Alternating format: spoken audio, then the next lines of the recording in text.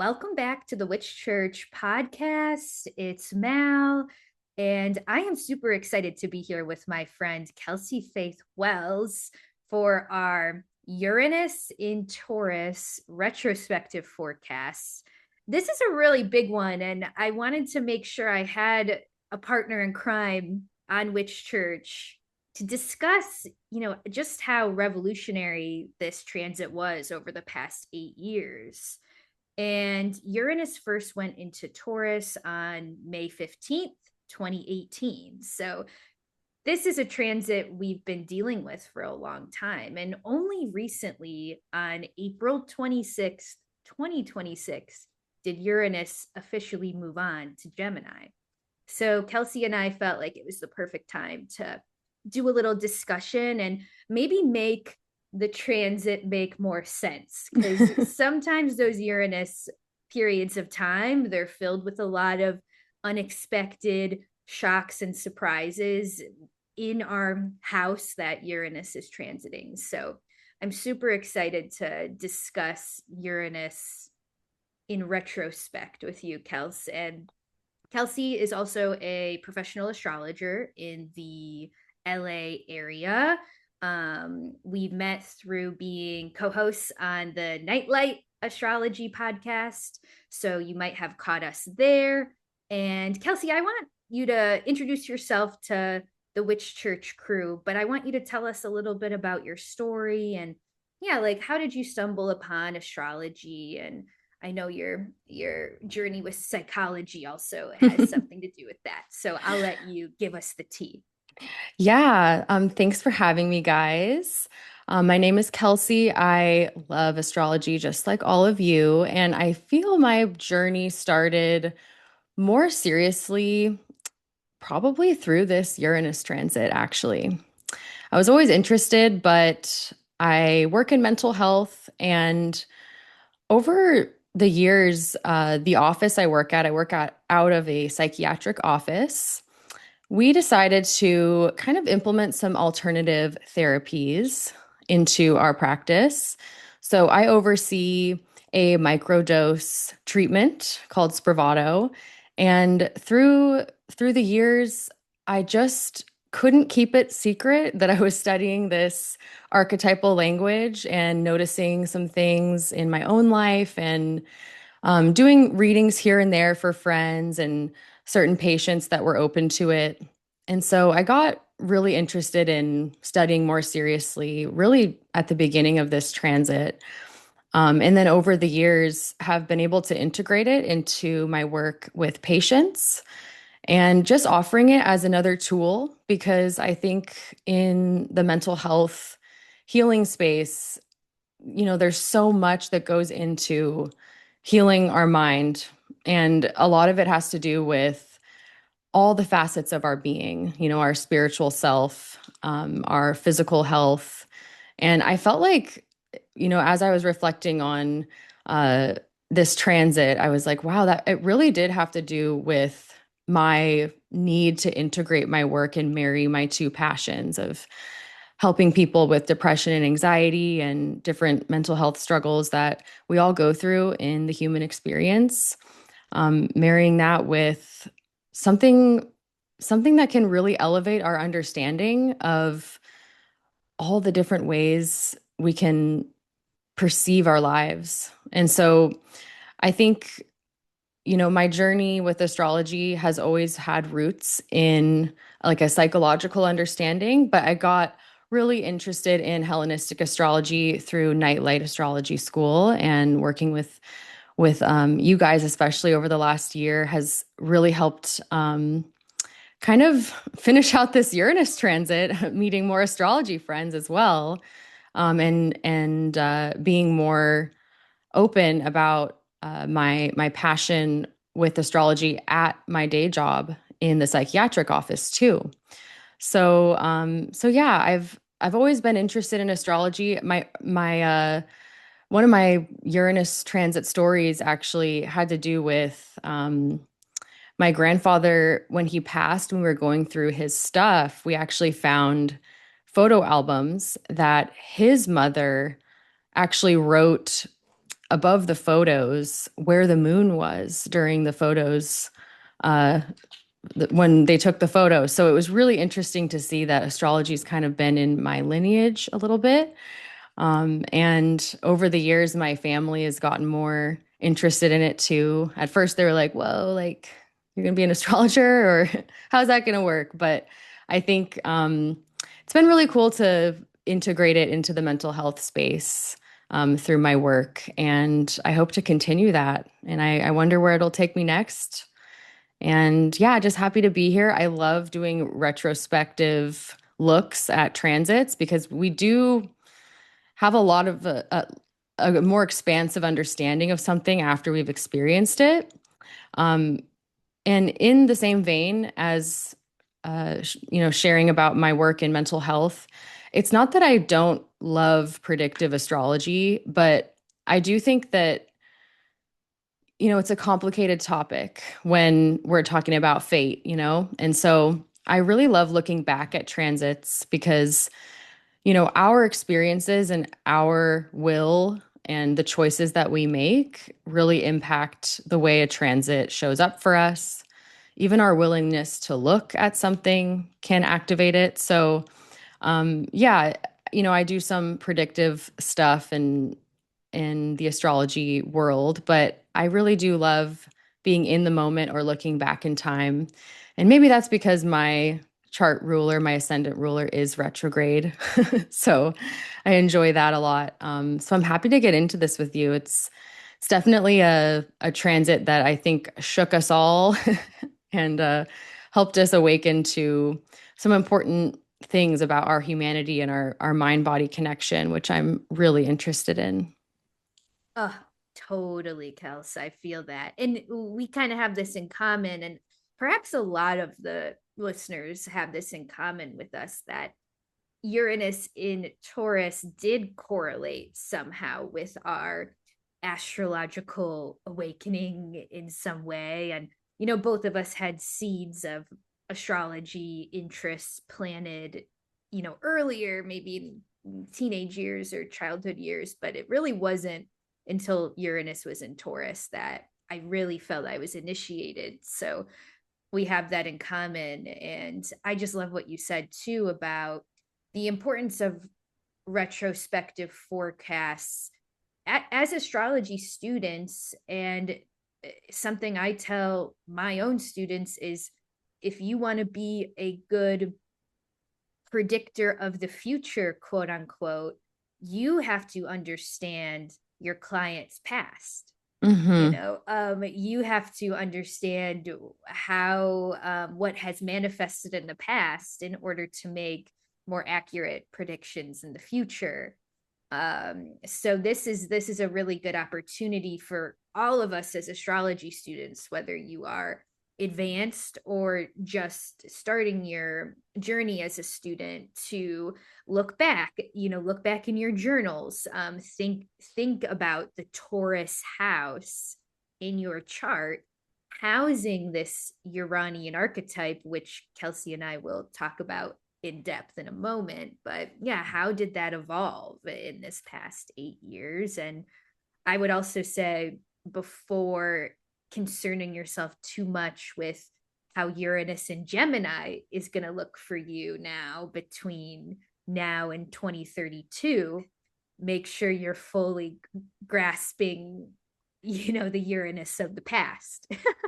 Yes, so agree with that. I mean, context is everything in astrology. And I think, looking at what we've been through can help inform what to expect.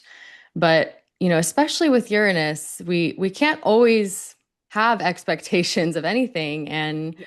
I think that, going back and looking at this transit can help us understand what we're working with as we go into Uranus and Gemini. 100%. Yeah, I love that. Yeah. So we'll lay out our outline here for our listeners, but we'll essentially do a little bit of general framing of maybe what Uranus and Taurus brought up for us archetypally, symbolically, even psychologically, things that we saw both in the internal and external. And then we'll switch gears into the actual rising sign retrospective forecast. So yeah, I think that sounds like a good plan. If that sounds good to you, Kelsey. Let's do it. Okay. And I'll just kind of reopen. I already said this in the very beginning, but I'll just repeat that Uranus made his first move into Taurus on May 15th, 2018. He did a little time in Taurus, then he retrograded back into Aries for a second, but then he officially moved back into Taurus again on March 6th, 2019. So that's kind of our bookend here. And Uranus's last day in Taurus would have been April 25th, 2026. So we're only just ending this transit, but those are the dates. And as a Hellenistic astrologer, we often think, who is ruling this planet? Who's in charge of this planet? And for Uranus and Taurus, it's Venus who's in charge, because Venus is in charge of Taurus. And something I think about with Venus and her goal is to harmonize and to make things maybe palatable and cozy, comfortable, harmonious for everybody. But when I think about Uranus, I often call him the David Bowie planet. He is a natural archetype of the rebel, the disruptor. He's the weird kid at the party. So in a lot of ways, I know we don't assign dignity to Uranus, but I almost feel like Uranus is in their fall or in detriment in Taurus in some way, because Uranus and Venus just have slightly different goals. Venus doesn't want to disrupt, Venus actually wants to repair. Yeah, what do you think about that, Kelsey? Yeah, I think there was a lot of tension for many of us during this time where Uranus wanted to revolutionize and help us to shift the way we maybe relate to Venusian themes like pleasure and desire, where Venus in Taurus, in its connection to Taurus, really prefers that habitual, familiar comfort of, what we've always loved, what we've always preferred, whether relationally or in, any domain of life that brings us pleasure and ease. I think that Uranus in Taurus in general was a really big challenge to meet unexpected shifts with excitement and an open mind, where we may have been more rigid and more fixed in our nature. I think ultimately this transit can help us, when we look back, to notice where we've actually had more stability through letting go of what was once stable. So that paradox of, letting go of control to actually gain more control in, whatever way that shows up. Um, Definitely a lot of flexibility was involved. Um, for anyone who has like fixed placements in their chart, Taurus, Scorpio, Leo, Aquarius placements, Uranus really created some angles in the chart. And with someone who has a fixed Venus like myself, it was really revolutionary to all things Venusian. And so I think, regardless of where your Venus is, it was in a Venus ruled sign. So we had to really think about, what do we desire? What does feel good? Like feel good with Taurus, it's also the exaltation of the moon.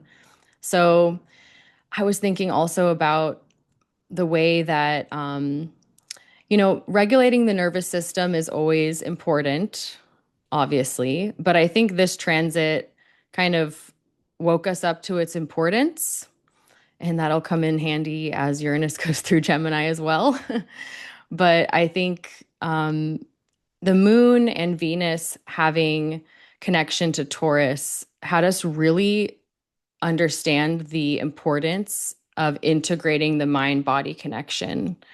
Because I think when we do make changes, it's not just like physical behaviors or choices that we make that change, but also like the mental and emotional piece that becomes really important in making something stick, or just being open to trying something new as well. So yeah, that was something I was really thinking about is just how prevalent the saying, regulate your nervous system came into play.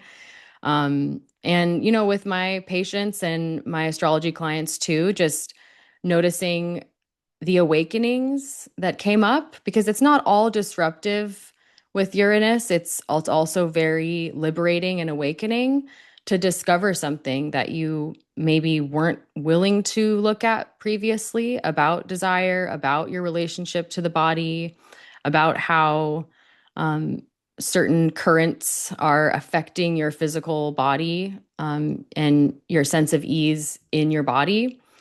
So I noticed a lot of that in sessions. So yeah, that really comes up for me in terms of just a general overlook on the planet through Taurus, is how we have changed the way we look at the mind body connection, and in doing so reestablished the importance of it. Ah, that rings so many bells for me. Absolutely. And Uranus does have significations that go with the nervous system, at least. Hmm. A more modern interpretation of Uranus might assign the nervous system as a Uranian thing. So you're reminding me how popularized this idea of like nervous system regulation or being triggered or attachment theory. It's become really popular, throughout Uranus and Taurus's time. And I'm also thinking, as a collective, we've experienced, um, you know, Trump's presidencies. We experienced 2020 and, COVID and the Black Lives Matter movement. And, there's been a lot of social uh, unrest and change. And I think it's leaving at least a lot of people our age feeling like um, our societally conditioned desires aren't uh aren't I don't know, accessible anymore. Or I'm thinking about like what is the most societally conditioned desire. Would probably be like get married, have kids, buy a house, and Yeah, live a financially stable life, or something like along those lines, right? Like that's kind of what we've been conditioned to want and desire. And with these really abrupt social socio-political waves we've had to ride, I think it's left a lot of us reimagining what we desire, and maybe even being forced to desire something else. um or a lot of hmm millennials giving up on the dream of owning a house, or hmm a lot of people being like, wow, like my student loan debt is so bad, like I have to, I'm never going to live this boomer idealization of what life should be. And collectively there's some anger, I think. And hmm we forget that Taurus is the bull, and the bull can get angry. Yep, that's so true. um, Yeah. yeah, so those are just some thoughts I was thinking about when you Yeah, said the nervous system, both individually but also collectively, right? totally. Yeah, I Yeah. think in general, just what was conventional is just no longer even considered conventional because so many people have deviated from those norms. You know, you mentioned it with like, our standing in the material world and what values we actually hold. Like owning a home is less common as like a main desire, or living living in a stable way almost felt like limiting because, I was thinking too about how many people kind of started their own businesses, became influencers, and had a lot of uh, unconventional methods to generating stability for themselves. And I think that, really took a took a turn where now we're like, whoa, we're like all online way too much. But it was also very freeing for some people to kind of disconnect from the pressures of an old norm to, do this traditional life of working for the corporation and having a lot of pressure on ourselves that's been released in a way. But it's like, you know, uncomfortable too, because we're also kind of like, how do we survive this time like on our own? And some of the Uranus through Taurus was ultimately like out of our control. And I think that part of it is uncomfortable to digest because then we had to make choices that maybe didn't fit into the idea of our path to wealth or success, however we define that we originally had for ourselves. And I think ultimately, like, Uranus to me is like the deconditioned agent in our life that helps us like kind of wake up to like what is not as natural, given the context. So it may have been natural in the past, but through Uranus movement, it's kind of waking up the mind to where we want to be more in the moment and make decisions that are aligned with the context of the moment. Yeah, yeah, that makes a Yeah. lot of sense for sure.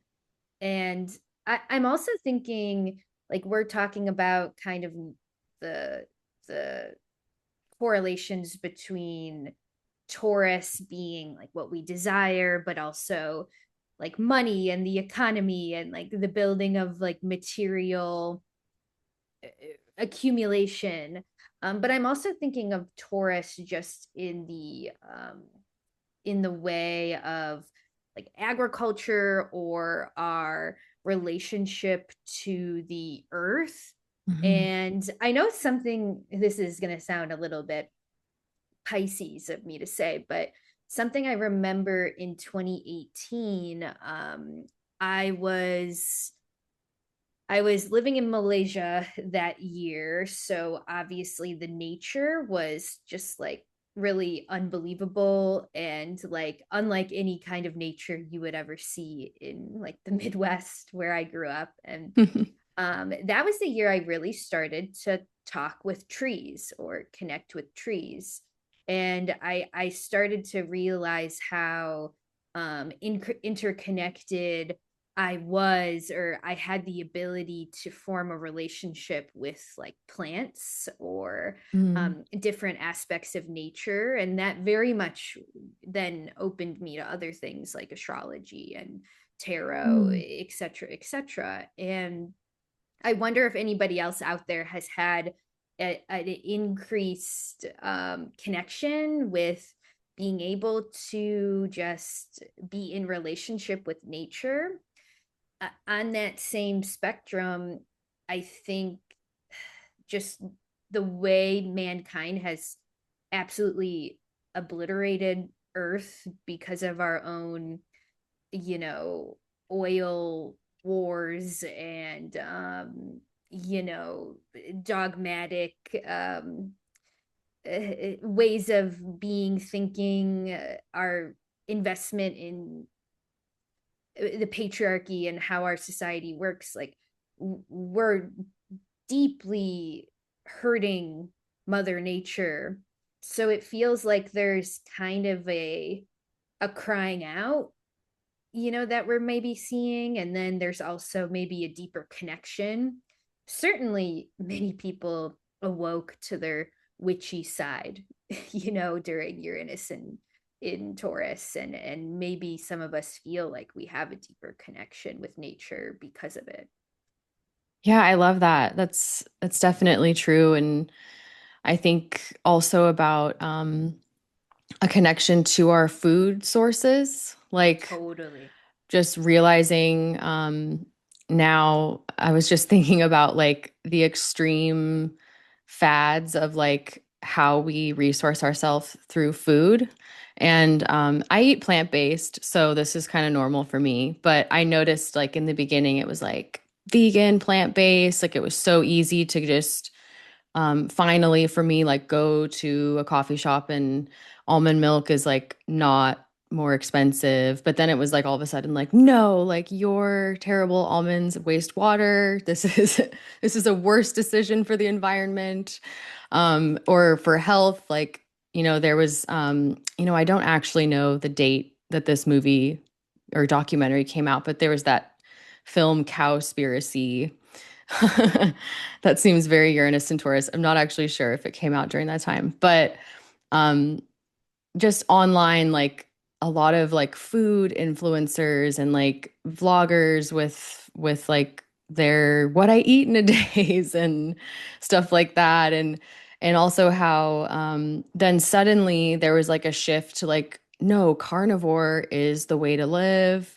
We got to eat all the meat, and there was just a lot of Uranian changes in what we saw as a culture in terms of like food fads and diets. And then, of course, like, I don't even know if I want to unpack this one, but the Ozempic trend and like just now it's like, it's challenging to look at the norms of the beauty ideal now, and how that has relation to food and sustainability of the physical body. And the beauty norm, the beauty ideal always is changing in this patriarchal world we live in. But I noticed a lot with Uranus and Taurus, like the extents people were willing to go to like maintain a beauty ideal or to feel beautiful. And I think as it ended, there was a lot more of an outcry about that. Like, I think people were more open to expressing things about the problems with this trend. Um, but in general, just trends around like beauty, food, and how we resource ourselves. I noticed a lot. And, that's like a little different from what you were mentioning, but I do think like it has a lot to do with like our connection to nature and being an organism and like biohacking the body and like, trying to harness some control over that, even though we're all aging and we're all changing. And it was just really interesting and unsettling at times to watch the trends. um, and yeah, I just found it amusing when I was reflecting on this, thinking about like the trend of sharing what I eat in a day and the grocery hauls and the taste testing and like all this stuff online. Um, Whereas now I've seen a lot of like parodies of that online, where people are realizing like how silly that is and how we should all, just like be in the world, tasting life and experiencing it and embodying it. So it really fluctuated a lot in terms of like our relationship to being in a body and being an organism in nature. Totally, totally. That's so funny. You kind of made me think of I'm now remembering there was this one news story that it was definitely in the past year where a trendier plant, I don't know if it's trendy, but a plant-based food like chickpea pasta. Oh there yeah. was a there was a brand you probably remember that got flagged for then having like a really high pesticide Hmm. percentage being tested in the food, whatever. And I thought, as an astrologer, reading that headline, I was like, this is such a Uranus in Taurus headline. Like, our food also, food being maybe more of a Taurus thing, in a lot of ways, also being uh, juxtaposed or seeded with this idea of um, poison or fertilizer, or you even think from a farming perspective, why do we have to like fertilizer spray crops? It's because we're manipulating the earth in a way that isn't unnatural to it. And if we had the space and the time and whatever to grow more of our own food, nature doesn't attack itself when it's in balance, and the reason it attacks itself is because it's inherently out of balance. Again, Hmm. this is a whole wormhole we could go down, but just something I thought of when you were Yeah. talking. Yeah, Yeah, totally. yeah. And one more thing too, the whole that is funny. I haven't thought about this trend, the social media trend of like doing a day in your life. Hmm. And maybe there was something Uranus and Taurus about that. Like, I'm going to show you what I eat. I'm going to show you what I do, how I work out. Hmm. I've made some of these videos, and I feel, guys, like you should just make one and see how unnatural it actually is to make a day in your life video. Like, I'm not even kidding. The amount of thought, or like, do you ever think about what the person's doing behind the camera? Like, they're setting up their door and then going through the door, closing it, coming back out, filming them entering the house on camera. Like, you're if you want to get interesting shots, you're doing these very unnatural things, like entering and exiting on camera, closing your trunk, you're putting your camera on an angle and then like walking up steps to get the shots of the step and then walking back down. Anyways, it just, it's so not, the act of doing that is not natural, and the people who make it look natural are very good cinematographers. Yeah. And I'm not saying I don't enjoy that kind of content. I Yeah. definitely do. But I think there is something a little bit lost on the audience there of like the actual process of making something like that is it's not easy. And I don't know why that rings as Uranus and Taurus, Oh, but it just totally. does. Yeah. Yeah. Like disrupting your daily life to record your daily life as it being natural. Exactly. It's so meta. It's so Yeah. meta. So, Yeah, yeah. yes. So I like this. Generally, um I think we covered a lot, like the themes of relationship to nature, relationship to food, nervous system healing, um maybe crumbling of an old desire, or Mm. just generally coming to new realizations about an updated desire that Hmm. is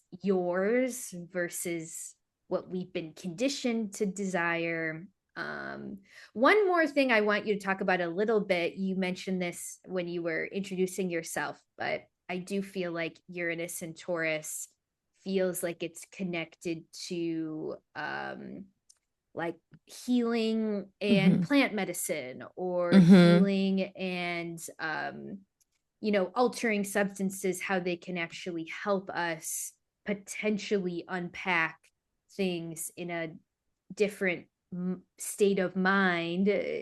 Can you talk a little bit about that subcategory of Uranus? Yeah, absolutely.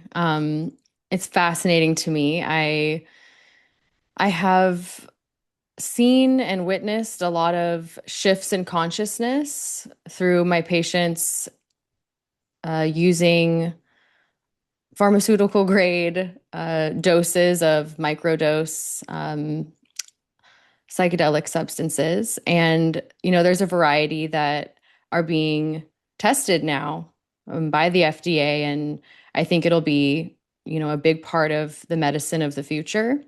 I think it also goes along with the transit Saturn in Pisces.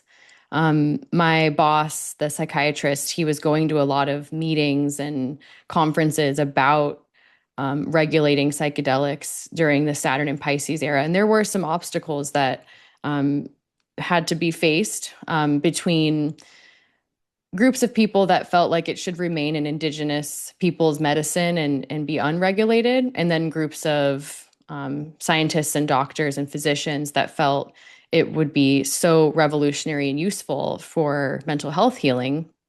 But you're right. I think Uranus and Taurus woke us up to the ways that plant medicine can be used. And, you mentioned with the connection to nature. And I think the reason, at least in my view of why, is that these types of alternative treatments can connect you with a state of consciousness that is sometimes inaccessible for some people if they've, been through trauma or have kind of like a nervous system response of freeze or something that prevents them from really thinking differently about something.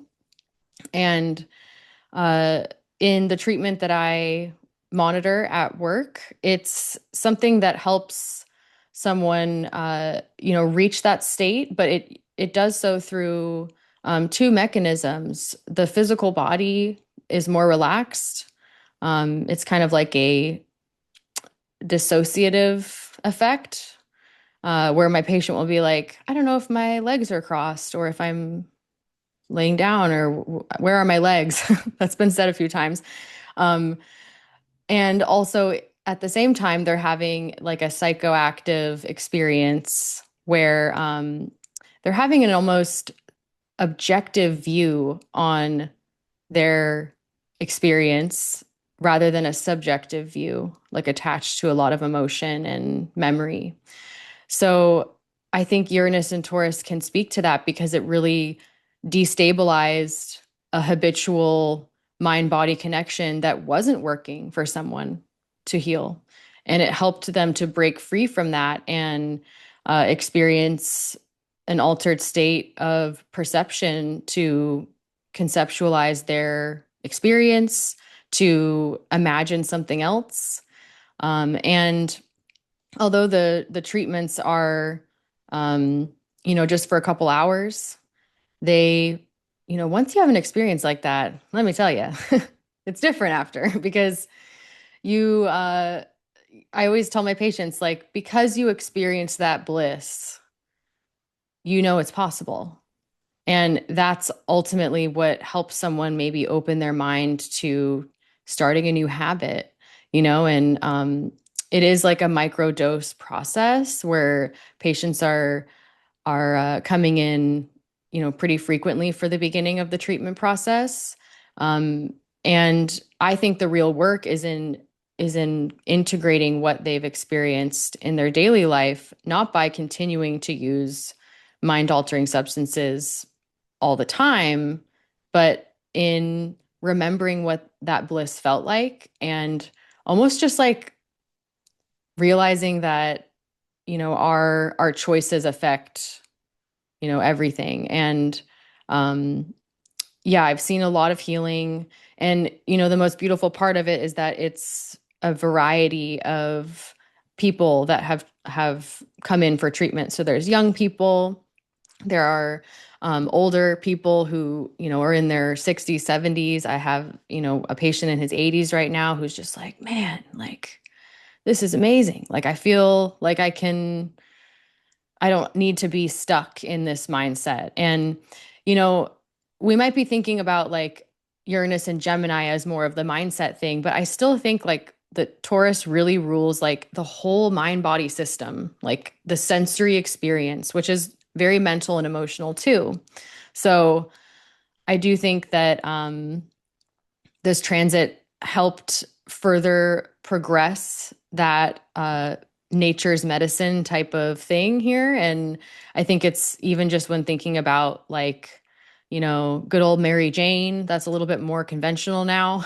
People aren't as weird about talking about using that and um, just, having a bit more uh, understanding of how substances can be used for better or worse. And it really depends on your state, because I've definitely had,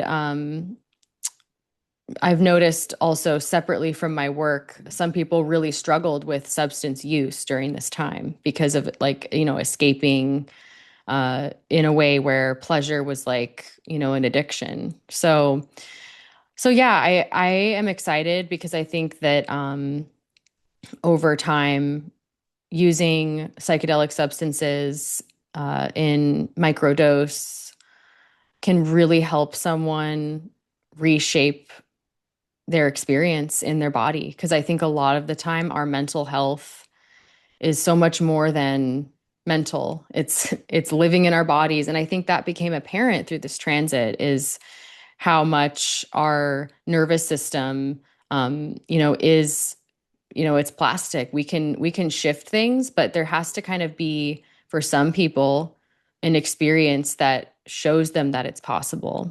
So I think a lot of my patients experience that through Uranus and Taurus, and definitely with the grand water trine over the end of 2025 with that Pisces Saturn Neptune conjunction. It really facilitated like a deep understanding of the power of altered states for a lot of people in reprocessing memory. And then Uranus and Taurus really finishing out the transit and helping people come back to stability in the body or trying new things to create that in their body. 100%. That's Yeah. so spot on.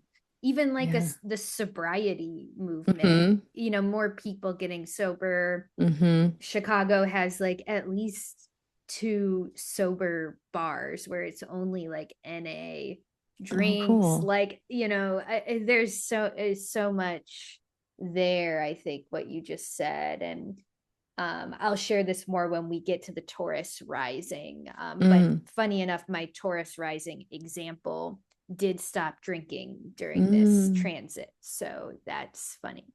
Yeah. Um, yeah, yeah. And maybe that's the perfect segue Yeah. for actual rising sign forecasts. And I'm actually what I'll do is I will for our viewers, if you're viewing this on YouTube instead of listening, I'm going to pull up actually maybe the chart of.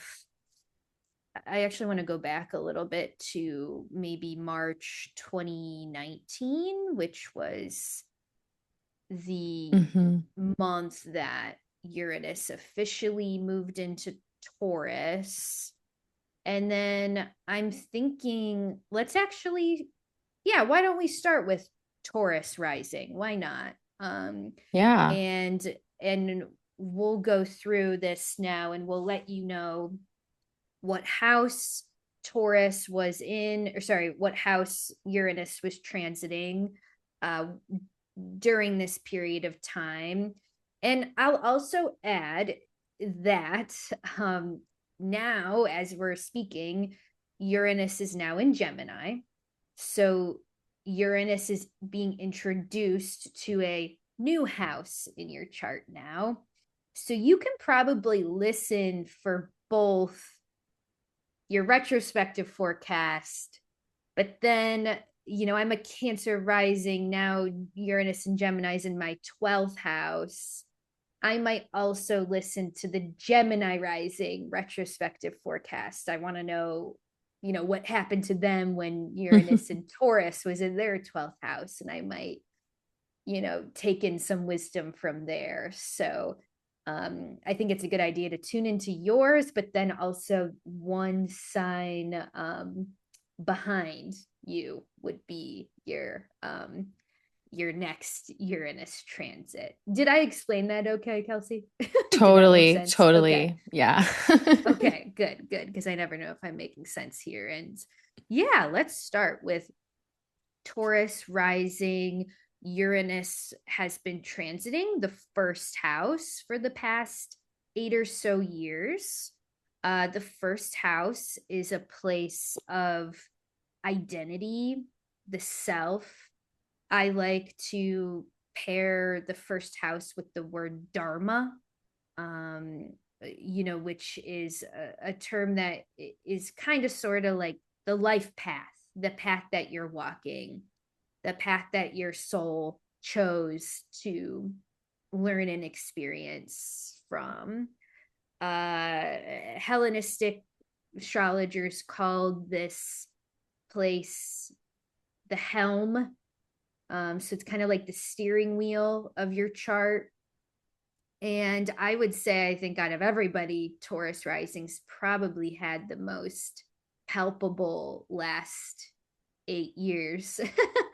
Because there's nothing like a first house transit to really hit you. I might also add this is the house of the body, like the physical body.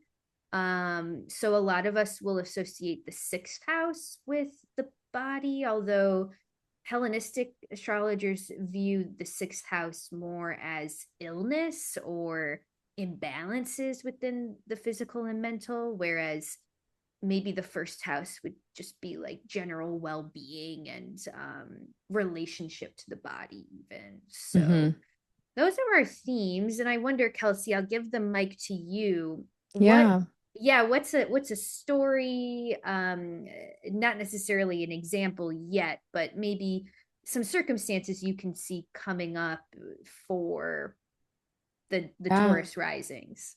Yeah, I think the first thing that comes to mind is just wherever Uranus is transiting, that's where you're seeking freedom. And so I'm sure a lot of Taurus rising people really felt that drive to deviate from maybe your earthy, fixed way of being, maybe a little stubborn, but it's okay. Maybe you felt like that current of Uranus guiding you more towards an unconventional choice that then set you off on a journey of discovering a new version of who you are. And I'm careful with saying like new version of you or the best version of you or the authentic version of you, because I think we are all authentic in context of the moment. And so I just feel like this context with Uranus in your first house, as Mal has shared, David Bowie was driving your car. He was steering the ship. So you may have had some different interests, different aesthetics that you were uh, guided towards, maybe feeling a little bit more rebellious to be independent.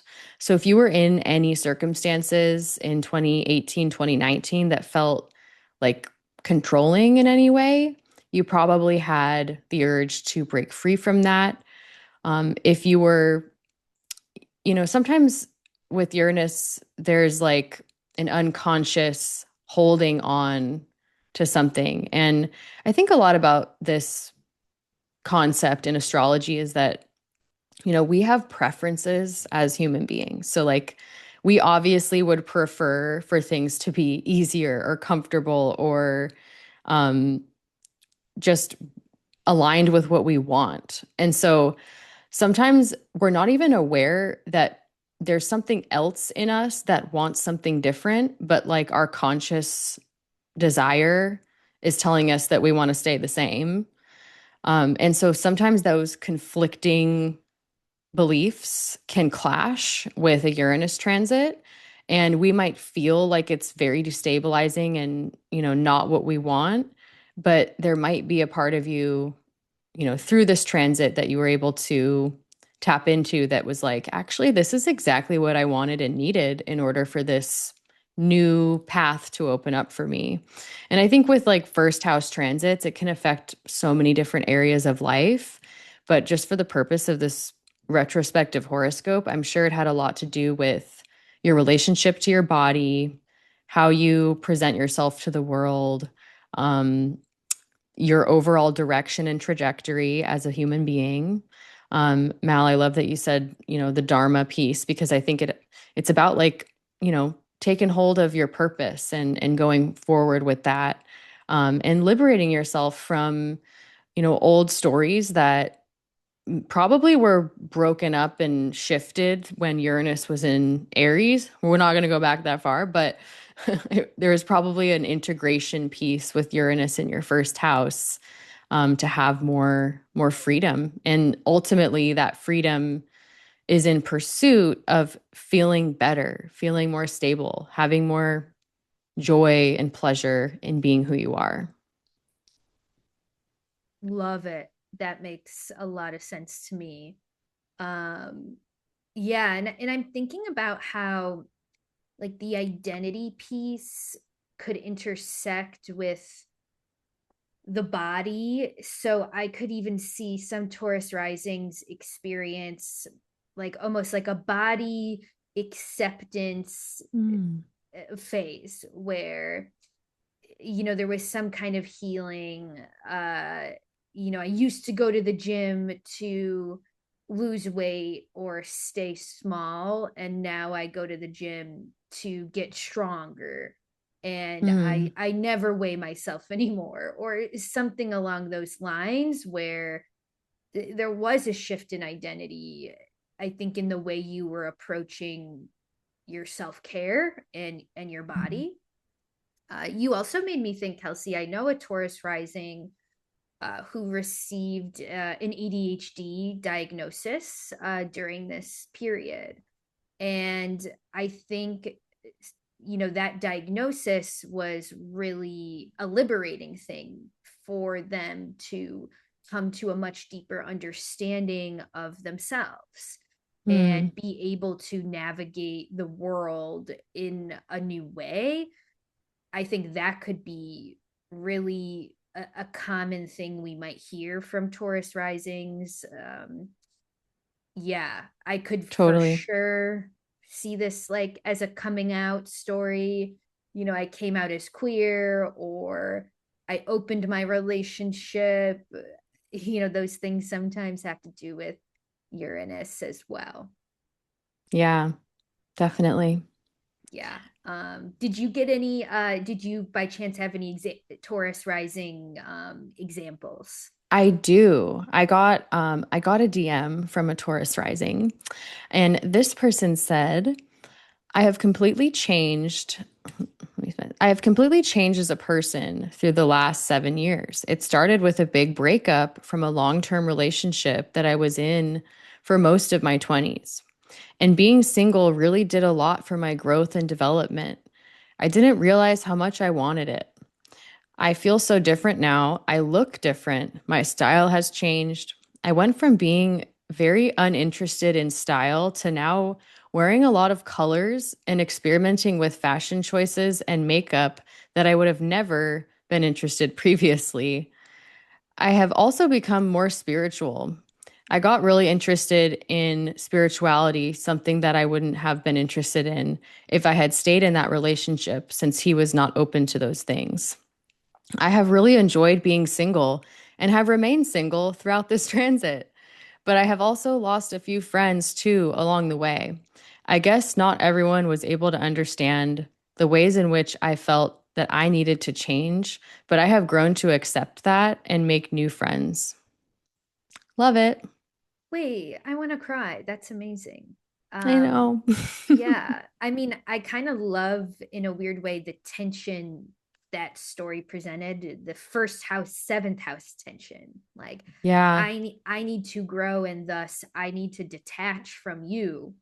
And Uranus is kind of more detachment, whereas Neptune is more enmeshment. So I think with Mm, Uranus, sometimes we do need to walk away from the thing, the person, the job that's not helping us evolve. So that makes perfect sense to hear that. And yeah.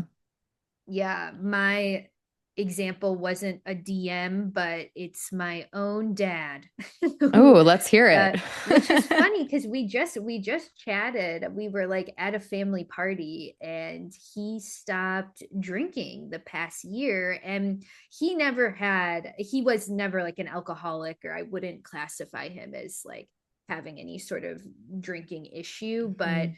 he was telling me this as Uranus is moving away from Taurus and into Gemini. He goes, Wow. you know what, Mal, like I used to love wine. Like that used to be my hobby and I loved it. And now I want nothing to do with it. And I feel so much better without alcohol in my body, and it's just a toxin, and he's telling me this as I'm having a drink, of course, but Yeah, of course.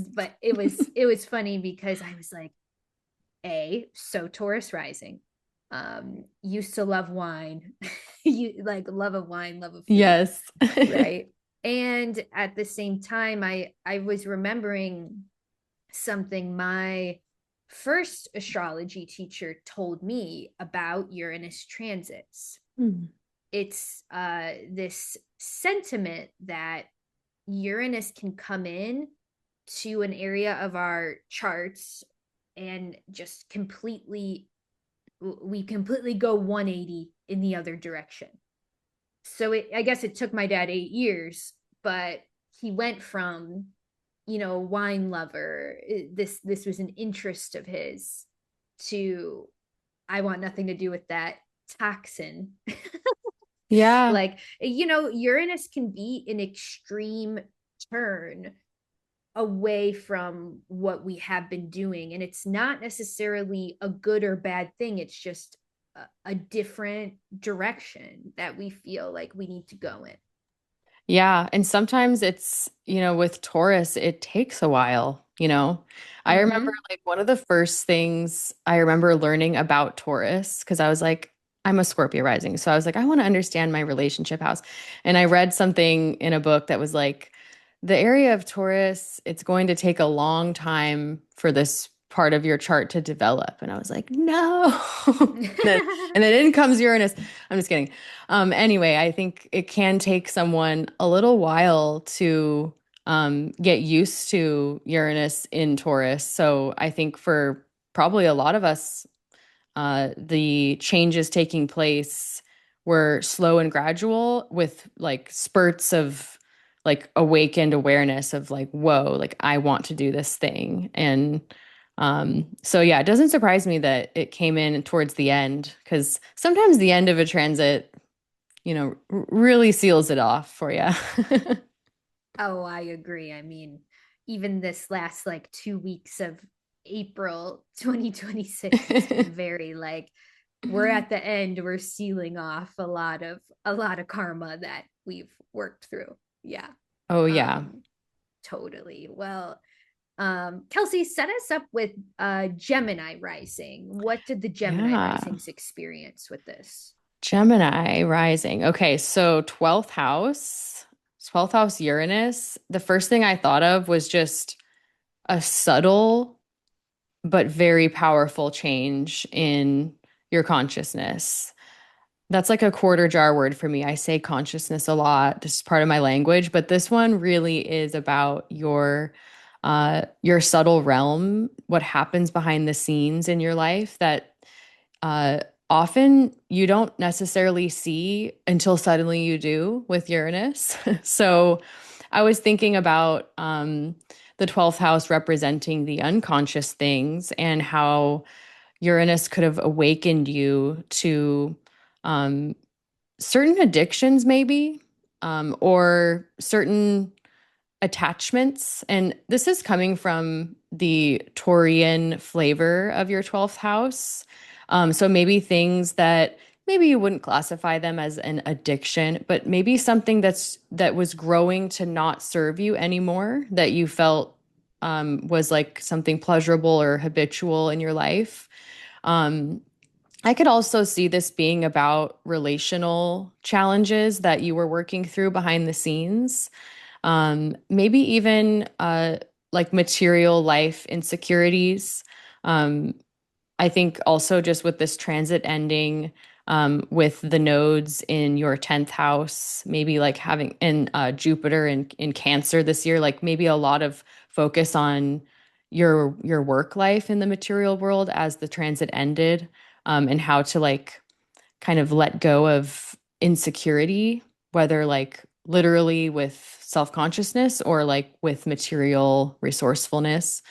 But I do think this transit has highlighted some features of your psyche and opportunities to confront what's been dormant. I think there's been a lot of spiritual growth for the Gemini risings because of your fast track to becoming, more confrontational with things in your blind spots that Uranus may have brought.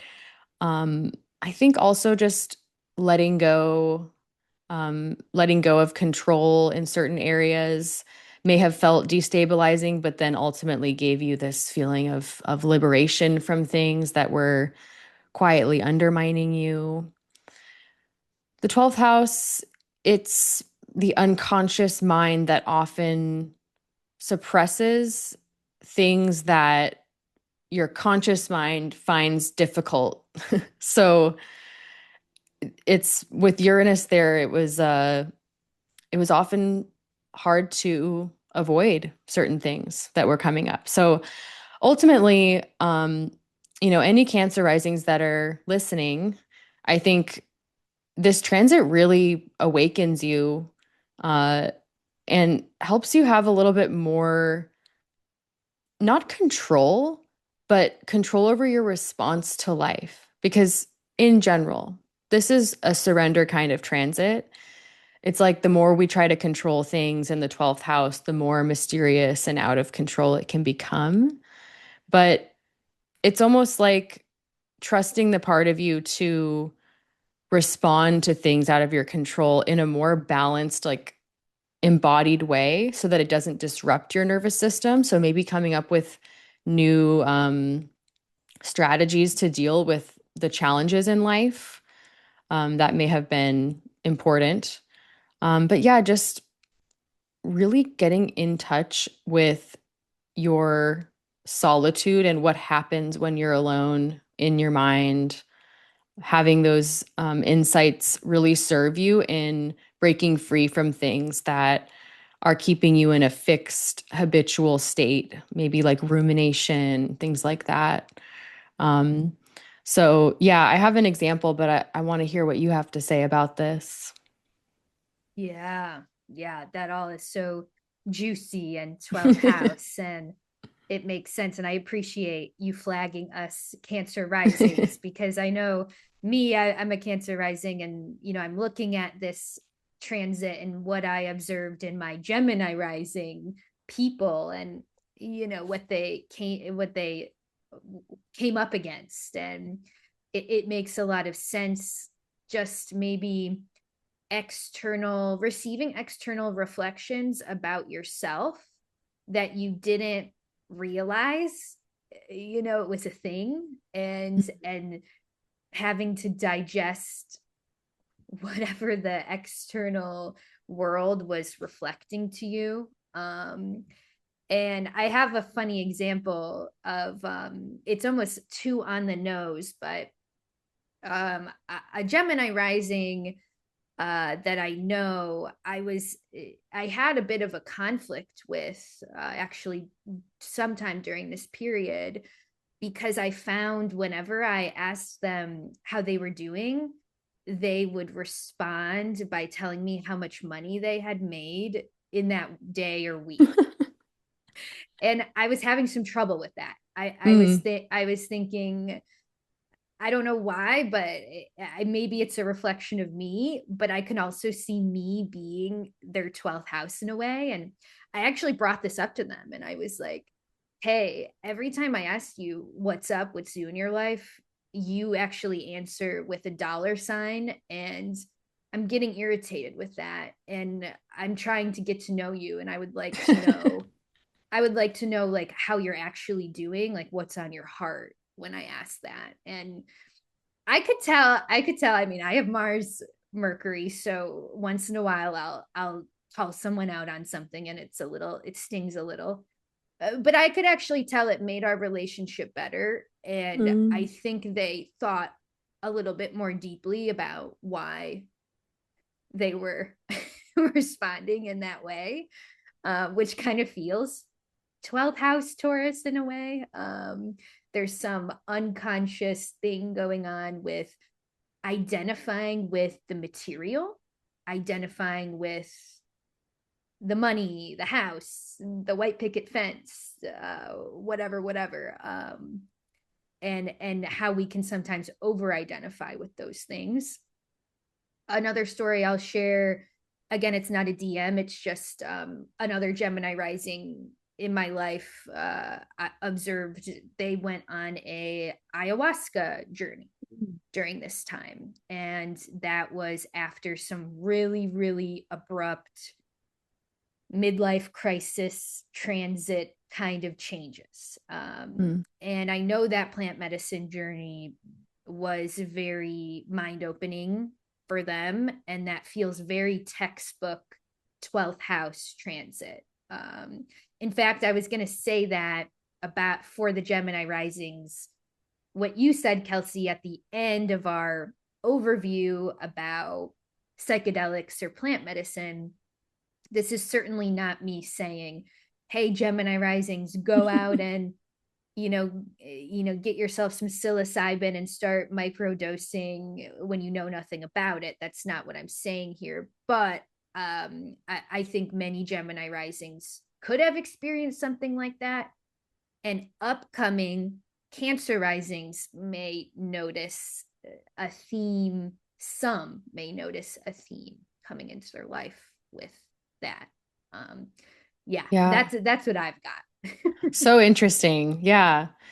Yeah, I agree with you in it goes along with this example I have for a Gemini rising I know who gave their consent to share the story.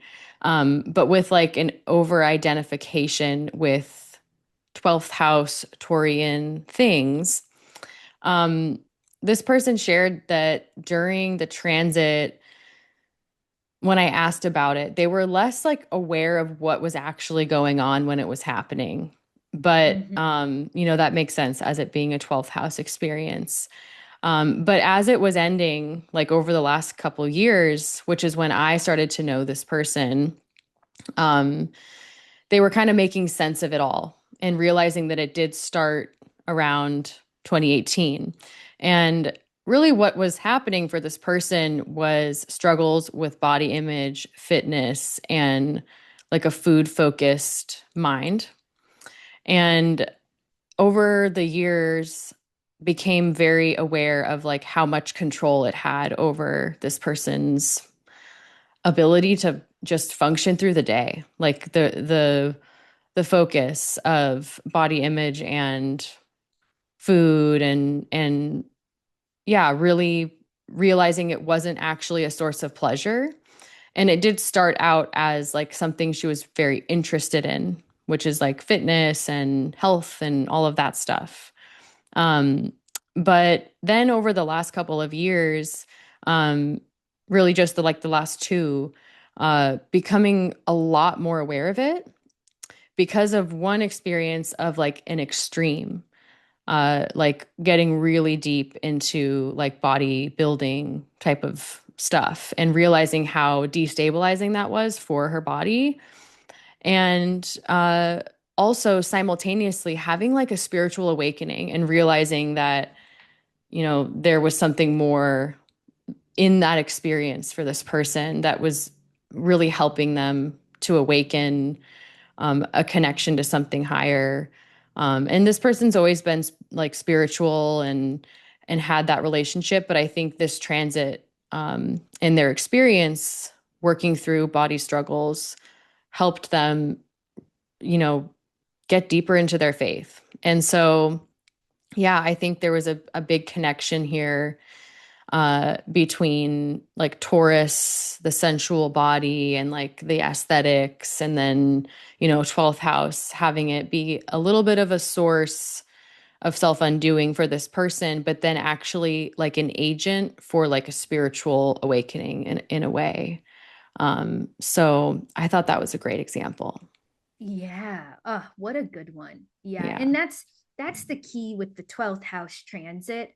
It's leading you to a deeper sense of spirituality, a deeper Hmm. sense of connection with the universe, a a greater ability to be alone and with the self and Hmm. hear and recognize where those ego parts are coming up, those Hmm. defense mechanisms. So yeah, Yeah, totally. it makes a lot of sense, Kels. Yeah. Yeah.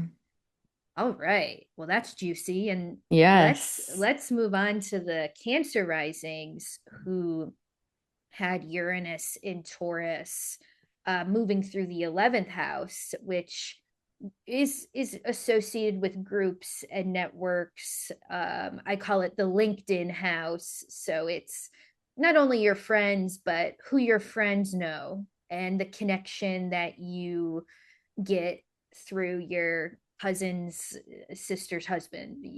So the 11th house can be a lot of our networks, our communities, groups, etc., etc. So we're looking at, yeah, David Bowie, Uranus, sort of mixing things up in the 11th house in a lot of ways. I think Cancer risings could have recognized a friend or a friend group as having kind of a Uranian archetype. Maybe a new friend came into your sphere that helped you recognize certain things about yourself, led you on your own Uranian awakening. It would be funny if a Cancer rising, and please do comment below your stories, but it'd be funny if a Cancer rising was like, oh, I got dragged to an astrology conference by my friend and then I became an astrologer. I could see something like that happening, a spiritual initiation, but through a friend. um yeah, I could also see just general friend conflicts. And we often talk about attachment theory in the realm of romantic relationships and partnerships, but we don't always talk about attachment theory and how it shows up in our friendships. So I could see that sort of, whether it's anxious, avoidant, mixed attachment, I could see maybe those themes intersecting somehow with friendship. Mm. Yeah, what do you think, Kels? Yeah, absolutely. Um, I was thinking about, you know, your dreams and goals in a social group changing because of the new people you meet, because of new experiences that you have. Um, and I was also thinking about, this kind of goes into a particular example, but I will share just in general the root here of what I'm going for. But I think sometimes, like with Taurus in the 11th house, I actually have a couple people in mind right now that I'm thinking about that have struggled with this, but maybe being in groups that are very like harmonious, and you don't talk about the drama, or you kind of like keep things light and flowery.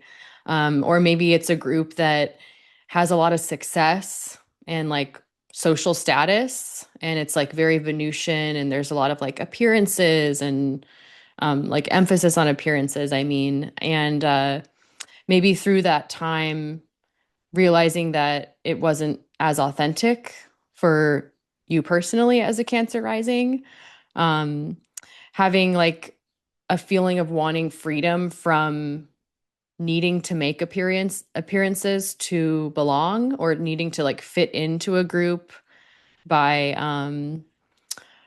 you know by way of maybe molding yourself into something that maybe once was true but is changing for you.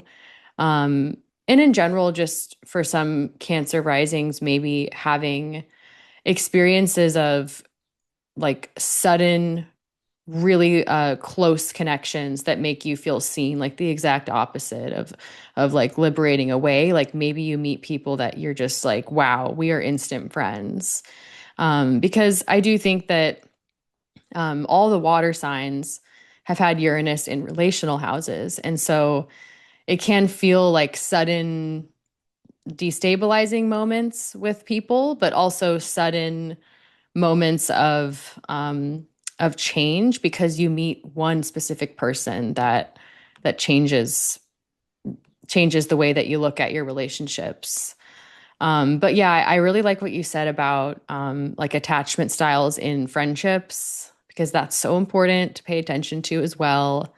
And friendship struggles are tough because it's different than, breaking up with a romantic partner, because there's kind of a reason to label it as a breakup when you're partnered with someone, but when you're friends or in a friend group, it's like, well, do I like say that we're like not friends, or like do I do I just like distance myself? And so I think maybe Cancer risings being so lunar and having a lot of need for security and safety, maybe having to navigate struggles in friendships and um, being forced to kind of like deal with what that means for how you interact with people, and whether you confront it head on or just kind of like let things ripple out.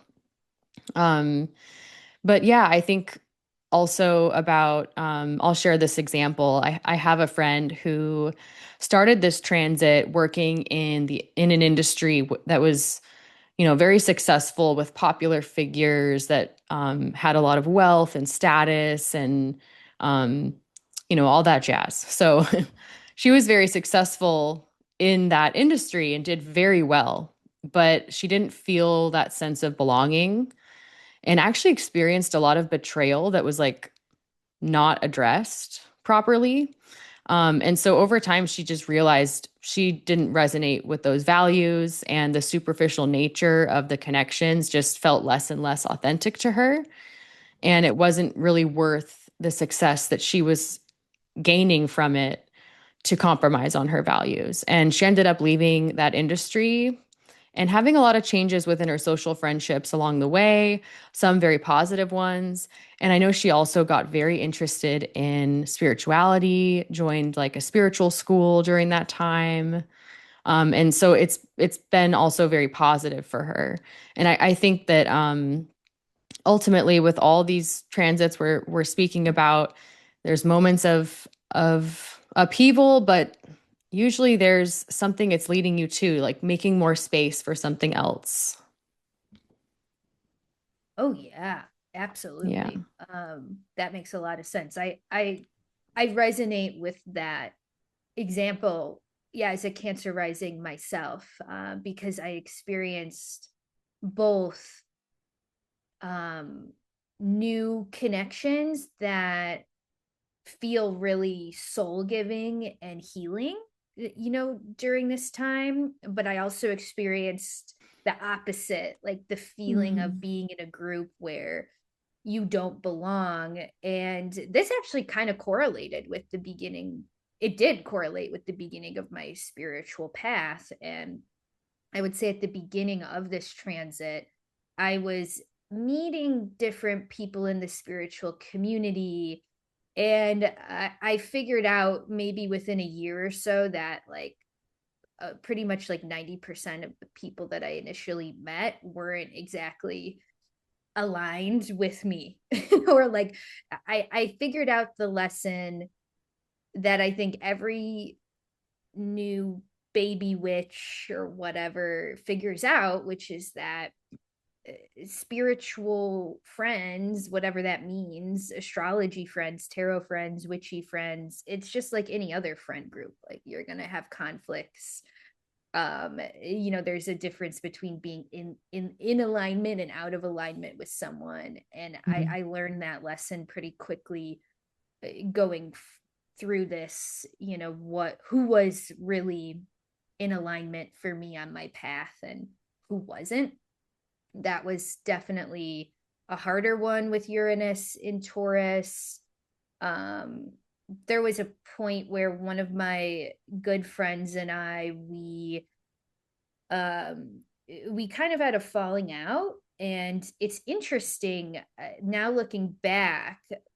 We kind of took a break a little bit from each other for a good 2 years. Mm. And so our friendship break and our repair happened within Uranus and Taurus. Hmm. So there was also room for repair. But I realized when people leave your life, you know, if they, I don't know how to put this, but if they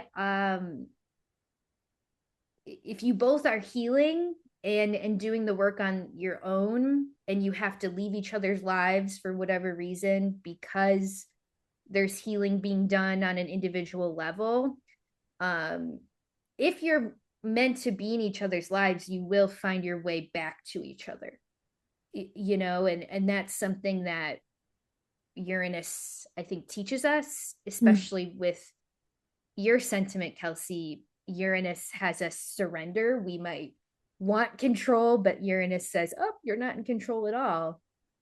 And you kind of had to realize you weren't in control of the narrative. And I guess one more funny story on a lighter note is I joined a rock climbing gym at some point during this transit, which feels very Uranus and Taurus.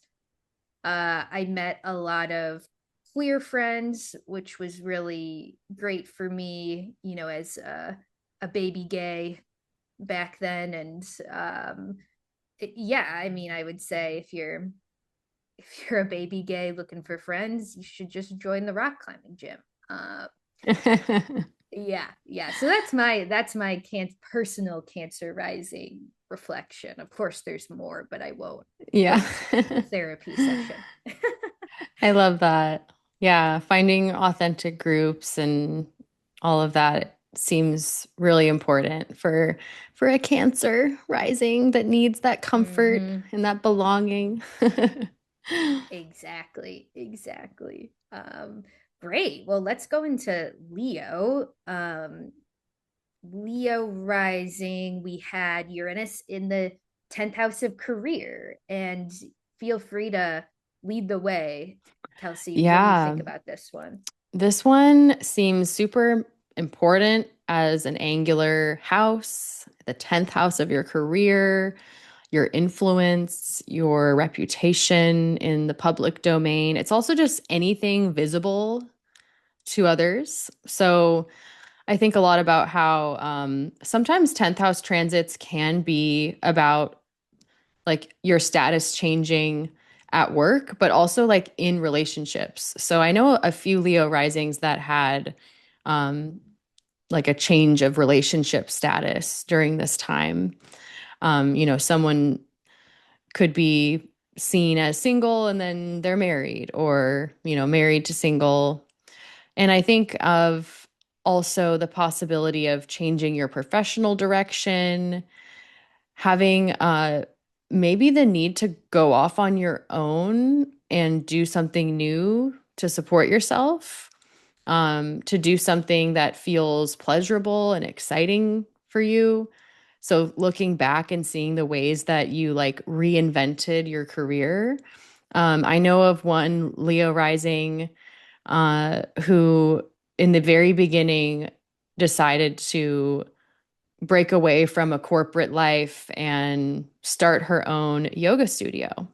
So I think, although this person had some trouble in like keeping that sustainable and actually had to balance both jobs, I think that it actually fed into her hunger for pleasure in her work, and it made it more tolerable to deal with the other job that didn't feel so satisfying. Um, I could also see this being like just unexpected opportunities in the public sphere. So, um, I think maybe you didn't have the idea to change your career, but all of a sudden the opportunity came. And as the transit has finished, maybe looking back and seeing like how that revolution changed your own goals for what you want to do next. And if you're not a working individual, this is really anything you're doing in the public sphere. So, it doesn't have to be about career, but just the legacy you're building, what the world sees you doing has changed. Maybe you've had to adopt more originality in your work, in what you're doing in the world. Something I could also see is maybe becoming known for something that you didn't plan on becoming known for, which could be funny.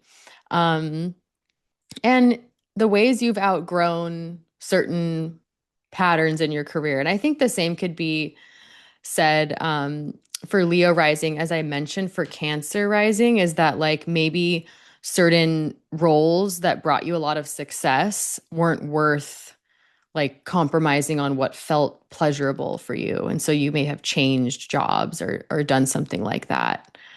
Yeah, what do you have to say about this, Mal, for Leos? Definitely. I mean, you're spot on. And the only other point I might add is maybe just relationship with authority. Mm, And I think Uranus and even the story of Kronos and Uranus in Greek mythology, or Prometheus. I mean, we can go either way with the mm, mythology of Uranus. All of the mythologies bring up this point of uh, trouble with authority and how to deal with authority. And I could see Leo risings, many of them probably have a story about, oh, my boss was such an asshole and I had to quit yeah. because they were so controlling or something. But then later, maybe there's a deeper reflection about having to be challenged to step into our own inner authority, Mm, because oftentimes those bosses or those figures who are trying to tell us what to do are maybe a reflection on some um subconscious level of something we're working through, right? uh yeah. yeah, and I'll read this DM from a Leo rising because it's really good. She says, Taurus is her 10th house, and she doesn't have any planets in Taurus, but literally a month after Uranus went into Taurus, I got fired unexpectedly from a job. It was embarrassing, shocking, traumatizing, all the things. My career path back then was documentary filmmaking and has been in a massive transformation since then. I've been trying to figure out what my purpose is. I've had so many jobs during Uranus and Taurus: juice bars, Instacart, focus group videographer, and seven different massage places. And now I'm finally at the end of this transit, and I'm a business owner and a baby professional astrologer. It's been a journey. Of course, I love that Wow. story. Yeah, that comes from one of my students and friends. So I'm really excited for this person to step into Yeah. their professional astrology journey. Yeah, I love all Yeah. those examples of like Taurian themed jobs. Like there were several things you said. I was like, oh yeah, that does go along with that archetype. But I'm excited to hear what happens for this person moving forward with Uranus going into their 11th house and maybe like Exactly. continuing that story. Exactly. Yeah. I Yeah. mean, one thing I'll add is when Uranus was in my 11th house, I attended my first astrology conference. So Mm. maybe that's something coming up for some of the Leo risings, attending a conference during Uranus and Gemini that's very life giving or inspiring or something along those lines. So, Oh, yeah. yeah, that's a good one. Thanks for submitting that. You know who you are, Leo rising. And yeah, we're excited for the Leo risings. Let's take a turn to Virgo risings. And Virgo, you had Uranus in Taurus in the ninth house. And to be honest, I was thinking about this in the car on driving to come film this with you, Kelsey. I was like, what is the house that I would want Uranus to be in? And I was like, the ninth house, duh. Because I think the ninth house uh, complements Uranus in some way, being about travel, new experiences, potentially new culture, or meeting people from foreign environments. The ninth house can be about learning new things, academia, publishing, but also at its root, it's about our belief systems. So for the Virgo risings, I'm making this up, but maybe somewhere out there, there was a Virgo rising who escaped a cult, Oh, yeah.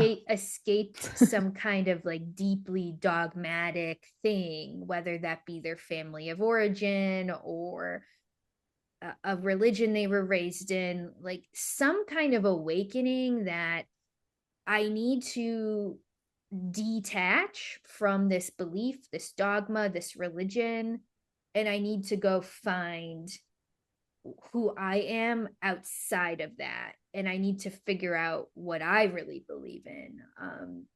Those that definitely kind of feels maybe something a Virgo rising could have experienced in some way. Oh, yeah. Like, absolutely. I know there's a Virgo rising out there that escaped, and good for you.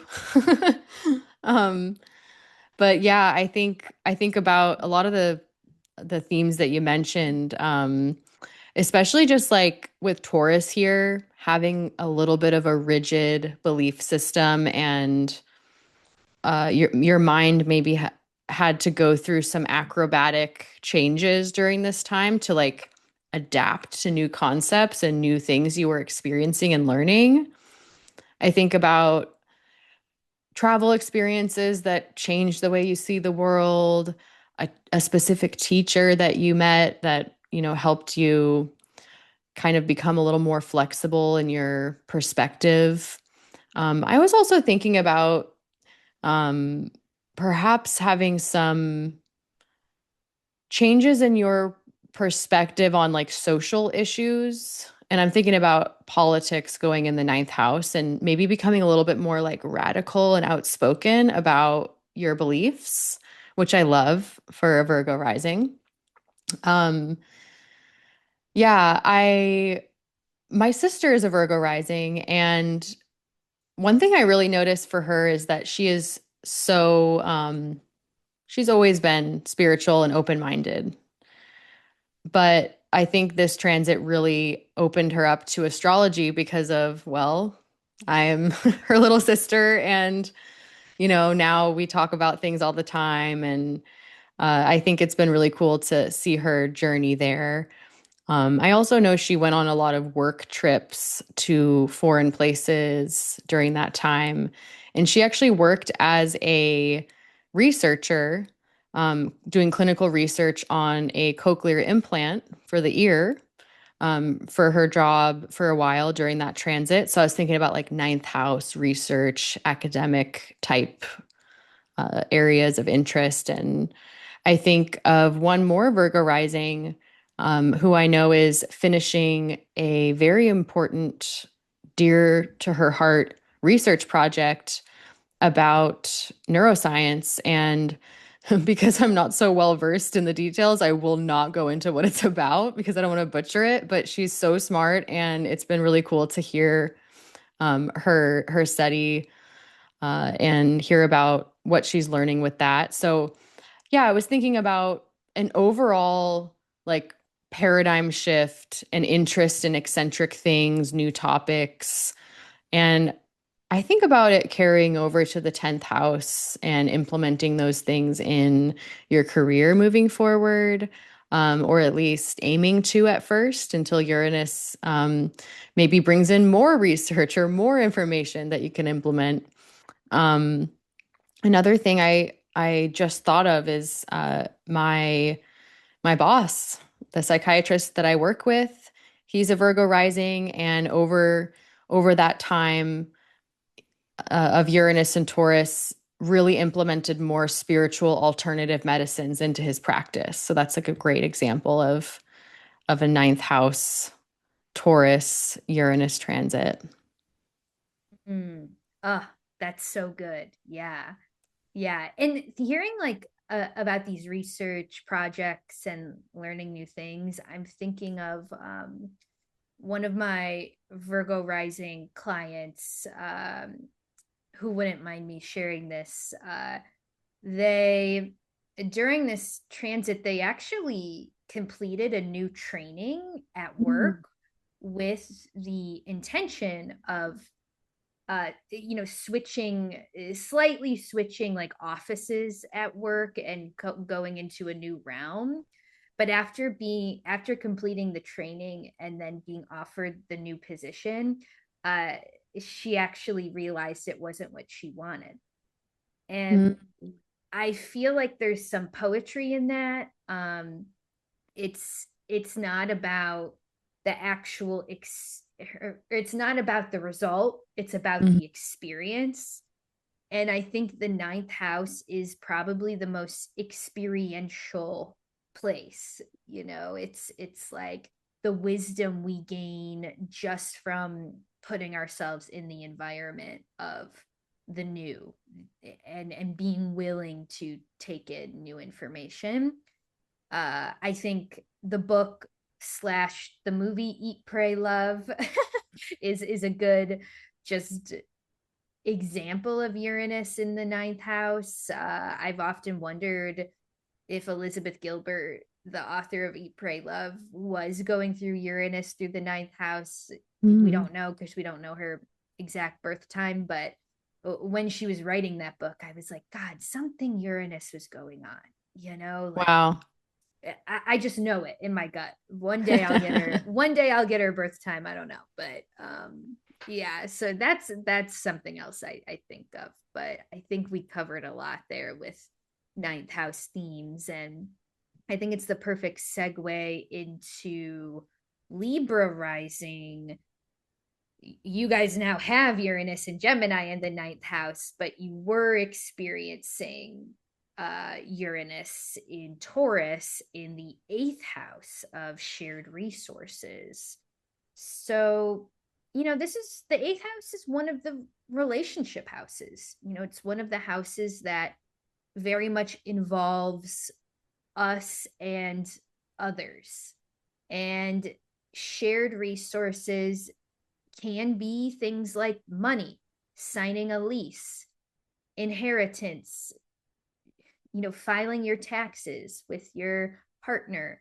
Those are all eighth house themes, but shared resources can also be very energetic as well, like the family karma and what we do or do not discuss with our friends, our partners, our family. Um, so it's definitely a loaded house for sure. Yeah. Yeah. And I still think about a similar thread here with all the signs. Just wherever Taurus is, it can be a little rigid and unchanging. So I think Uranus through the eighth could have been challenging in noticing some of the subconscious patterns you have in relationships, or any rigid attachments or entanglements with others, whether with resources, but also like the baggage we get from other people when we connect with them intimately in relationships, in collaboration. But I do think that there could have been a lot of awakening and liberating moments, realizing what was operating at the roots of some of these entanglements and patterns that you may have been noticing through that time. A deep level of soul healing could have been a thread here, something related to not only your shared entanglements, but the impact that has on your body and your sense of sensuality and somatic experience. I think also about how safe you feel in certain connections and assessing that and maybe facing fears of letting go of things that had kept you feeling safe, but were also destabilizing for you. So, thinking about like a financial entanglement that is financially beneficial, but makes you feel not so great in another way. Ending agreements, starting new ones. I think this is we call it the idle place in traditional astrology. And it's kind of like that waiting room where you're just like, what is going on in here beneath the surface of entanglements? And Uranus could have been a very liberating experience through the eighth house. And I look forward to experiencing it next as a Scorpio rising. Um, because I think the eighth house has so much potential for, liberation. It's a moksha house. It's something that is a bit heavier than, let's say, a seventh house transit, but it's also um, working at like a deeper level of your being. So I'm wondering about those experiences that have maybe changed your intimacy patterns, the way that you view your relationships and the give and take within them, and how those moments of understanding have affected what you're willing to agree to moving forward. Totally. I had the same note. I was like, the fear of intimacy. And Mhm. sometimes what I noticed observing many different Libra risings the past couple years, one of the wisdoms I gained from them sharing their experiences with me is I realized sometimes our fear of intimacy can manifest in partnership where we feel like our partner is emotionally absent, Mm, right, in some way, like because if our partner is emotionally absent and we have to do all the emotional labor in the relationship, that would keep us from having to ever be vulnerable.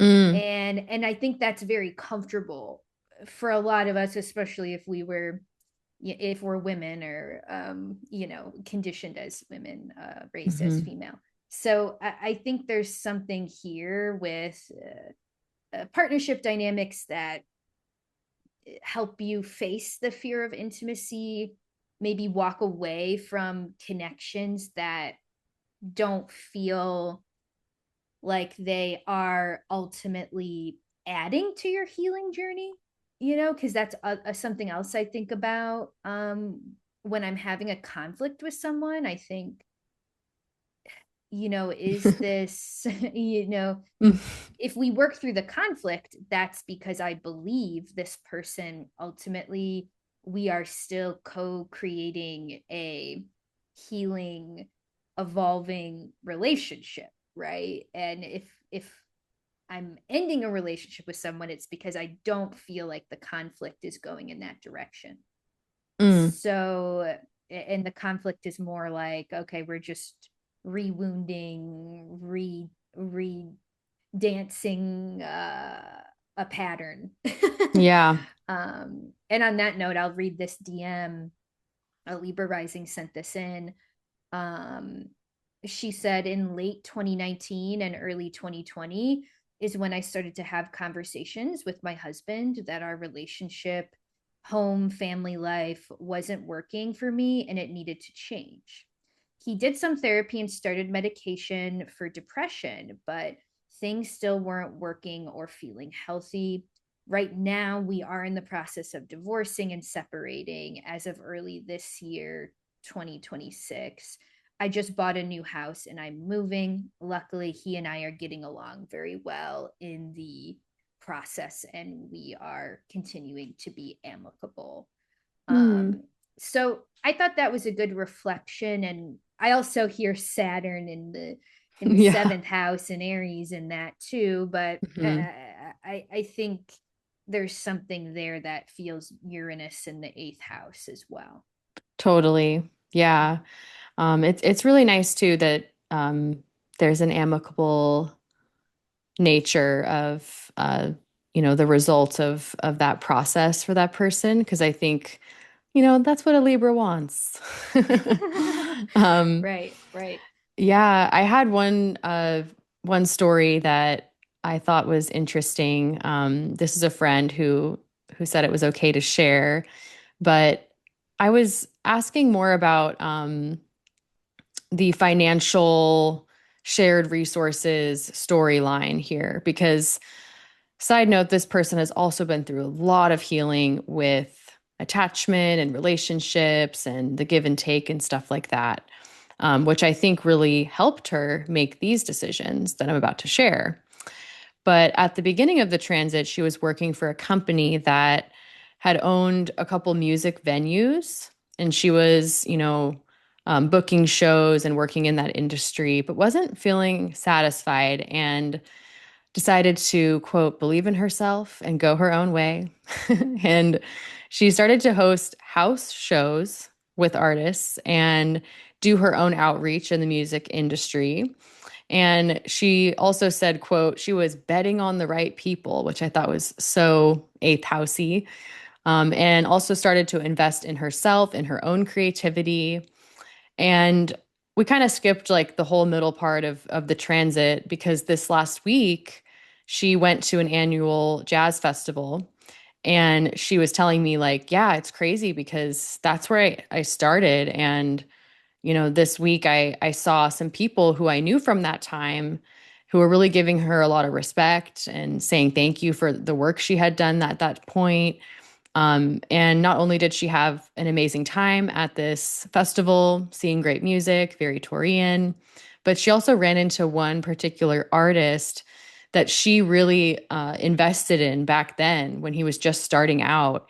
And now he's very successful. And it kind of felt like a rewarding full circle moment for her. And that felt like very eighth housey, because it was like someone else's success that she felt she was a part of. And in terms of her work too, this is just another thing here. She's now very involved in advocating for health. She's a health coach. She's very knowledgeable in wellness. She's like my friend that I ask like everything to, and she recommends like 5 supplements and helps me with my health. But she has started her own business and she sells her product at farmers markets and does a lot of work in her community, helping people to reimagine health in a more like preventative care manner. Does a lot of work in this industry now, in different ways. And I think will continue to as Uranus goes into her ninth house. And also, just an added interesting thing is that she has Venus in Gemini in the ninth house, ruling her eighth. So, having her own experiences, going her own way, and then kind of becoming an advisor, educator, or coach in some way felt really ninth house Venus ruling her ascendant and her eighth house through this transit.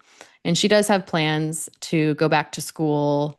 And I think all of this is also fueled by a lot of her own personal relational experiences that she had through this transit too, and empowering her to go her own way. So, love that for her. I love that. That really ties in together the shared resources, Hmm. giving and receiving aspect to the eighth house. And I guess my one last quick thing I would add is I guess the one topic we didn't bring up for Mm. the eighth house is death. Yes, And we scooted by that one. sorry Whoops. about that. Yeah. But I just wanted to mention, I think some Hmm. Libra risings might have experienced a significant loss, a Hmm. pet, a grandparent, someone close. And there were reflections, I think, had about maybe the karma, the ancestral stories, that came through this loss. And just in general, maybe grappling with what is grief? What is a grief Hmm. journey? How have I become closer to that emotion and become even more comfortable with it? I think could it be something that could come from the Uranus in the eighth house. Totally. Yeah, Yeah. yeah.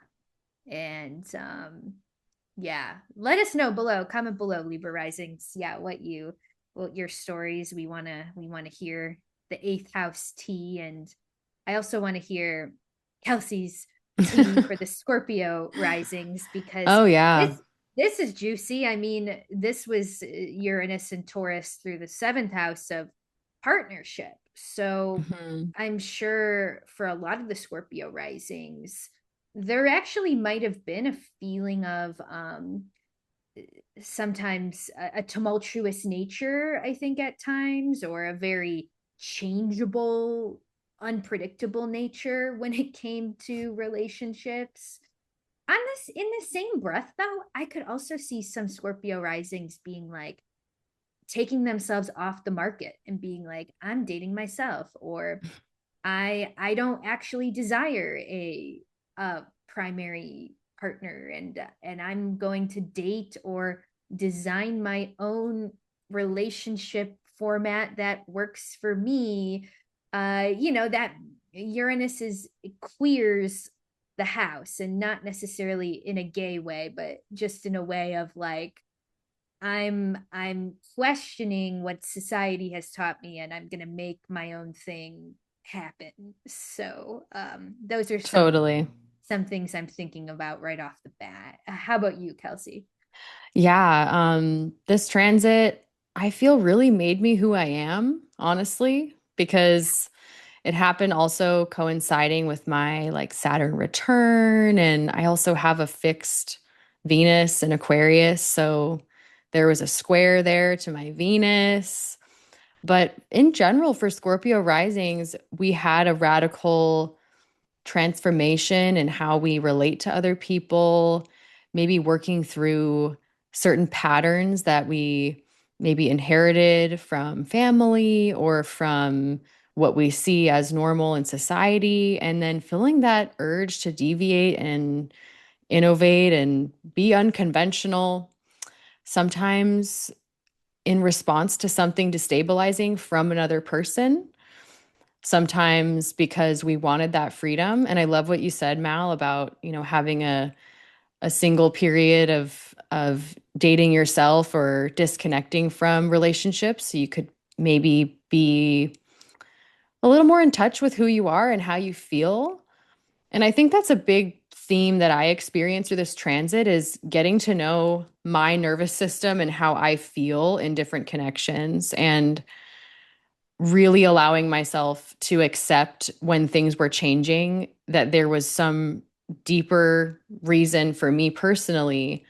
And that's, you know, something I notice a lot with any astrology transit, honestly, is that sometimes like we call something in, but we don't realize it. And throughout the transit, I was wanting more freedom to be myself, but I kept getting into dynamics with people. And this is with friends, with just any type of person in a one-on-one relationship could be landing in the seventh house.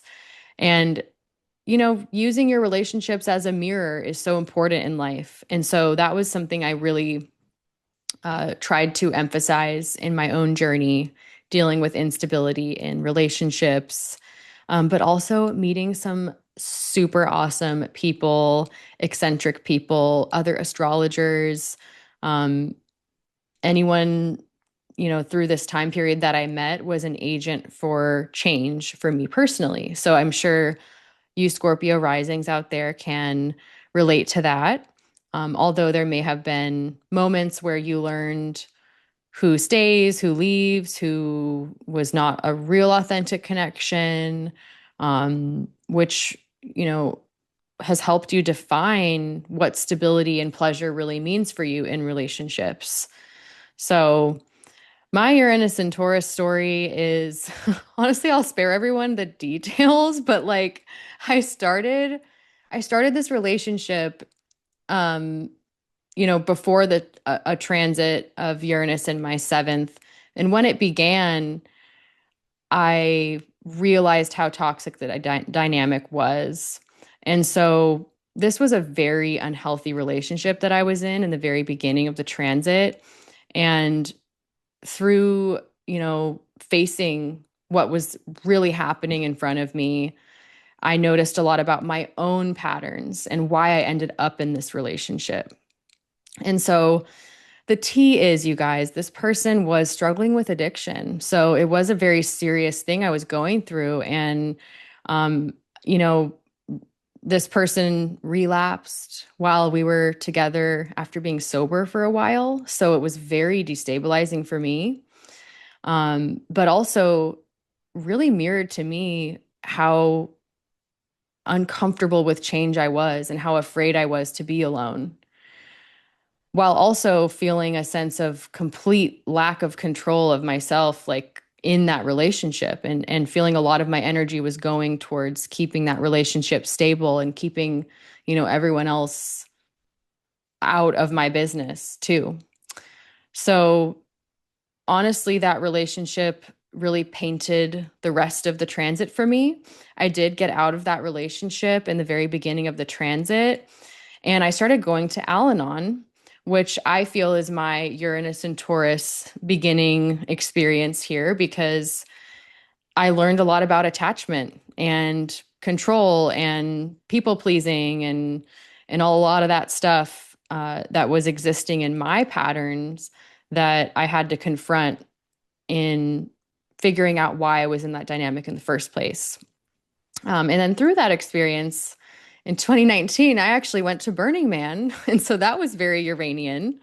I met a lot of eccentric people, completely changed my perception of relationships. I felt free. I had just gotten away from that ex. And honestly, it inspired me to really dive into my astrology journey there, because I just met all these people that were so embodied in being who they are. And after that, I got into a very unconventional relationship dynamic.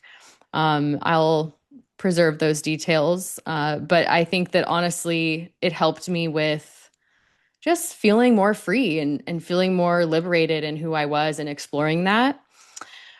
And ultimately, later on, that person I was with, they actually said something to me that changed a lot, as well as very Uranian. They said, "Does it matter to you that I don't believe in astrology?" And I said, "Yeah, it really does." And shortly after that, we did end that relationship, but I did end up starting my business. And it was like the thing that encouraged me to start it. So I am forever grateful to that person for challenging me on that, because it made me realize, like, in a nutshell, all my relationships, I was very concerned with what other people were thinking. And up until that point, I considered, like, it actually really does matter to me if I cannot be myself. And so I think a lot of Scorpio risings can relate with me on that this transit really invited you into a more authentic expression of who you are in your relationships, maybe as a result of other people, making comments or doing things out of nowhere. I did a lot of healing during this transit. I did have my single girl era.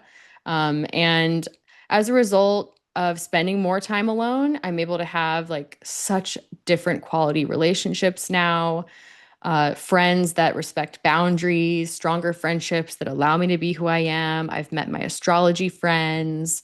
And also another note is I think it's important to look at like where you have Venus in your chart to see a little bit more about this. And I have Venus in the fourth house. So through this transit, I did have my grandfather passed away. He was in his late 90s, lived a beautiful life. But my sister also had two beautiful angels. And so now I am Auntie Kelsey, and that has been the joy of my life. So sometimes seventh house can relate to just changes with other people in your life. And a lot of my family members went through a lot of change that then affected me. So, yeah, I think ultimately Scorpio risings are feeling very accomplished after getting through this confrontational transit. You can think of it as going through your seventh or just opposing you, because I think that's also a good angle to see it as well. Oh, loved that tea, Kelsey. So much And tea. well, no, it makes perfect sense. And Hmm. I think I hear this theme of relationships that feel traumatic in a lot of ways, or like a reenactment of something, a deeper wound, but also then the opportunity to heal the wound in that activation and being Hmm. able to walk away from the pattern. I think that's really important. And you're also reminding me, Taylor Swift is a Scorpio rising, Mm. and for the Swifties out there, her past 8 years, she's had Uranus in the seventh house, and there's been a lot of albums and dating snafus, but she walked out of this transit engaged to her man. So Yeah, I'm yeah, not really a Swiftie, but I did notice that. I feel like I've heard she's a Scorpio rising. yeah, And I was like, oh yeah, that makes sense. Like with the Travis Kelsey, who I know same about because thing. he shares my name a little bit. But yeah, and Yeah, yeah. I can't think of any at the moment, but I feel like there are a few other Scorpio rising celebs that I was like, oh yeah, like relationship stuff is very tumultuous and also life changing during that time. But for all the Scorpio risings out there, I am proud of you because I feel like with any transit, like in a relational house with Uranus, I think it can really invite a more authentic version of you that's able to choose the right people for you or um, just feel a little bit more grounded in who you are in relationships, which is so important. Totally. Yeah, it makes so much sense. Yep. Yep. So that's it. That's for you, Scorpio risings. And that's the a good transition to Sag rising. Because Uranus was housed in the sixth house for a long time. And I'm thinking about, for the Sag risings, sixth house themes can be pretty tough. And I think they can have a lot to do with um like almost like the imbalances in our life, and how those imbalances can show up physically, like as physical manifestations. I've said this before on my podcast, but I often associate the sixth house like a stress rash, like Mm, something stressing you out in the external, but then it's showing up on somewhere on you, on your body. So I could see the Sagittarius risings maybe having some kind of manifestation of stress, especially if there was material stressors or maybe even anxiety when it comes to work, your relationships at work, or maybe you work a performance based job where you have to hit certain numbers and that became stressful.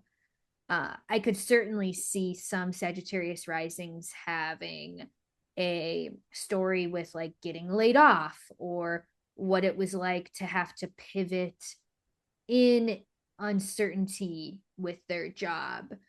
And at the same time, sixth house transits can be beneficial because they help us get in touch with how to better balance our lives, especially when it comes to the work life balance stuff and even mind body balancing too.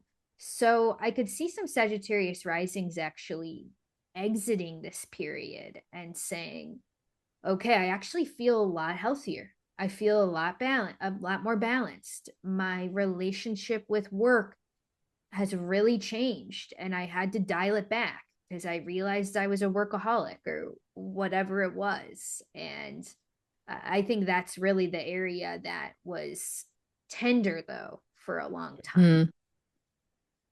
Yeah, I could see that definitely for Sag risings, having a lot of need to persevere through challenges, whether it's like at work or in any conflict that you're going through in life, needing to have more discipline and freedom at the same time can be really challenging, especially just as a Sag rising geared more towards freedom in general.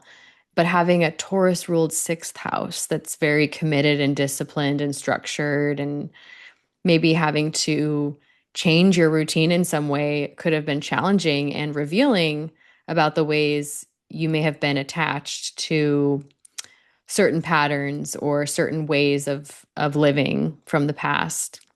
I also can think about this transit as a need to like rid yourself of excessive demands on you. Like I know my mom is a Sag rising, and she's got her Jupiter in Taurus. So she's someone who is always there. Just last week, I didn't feel good.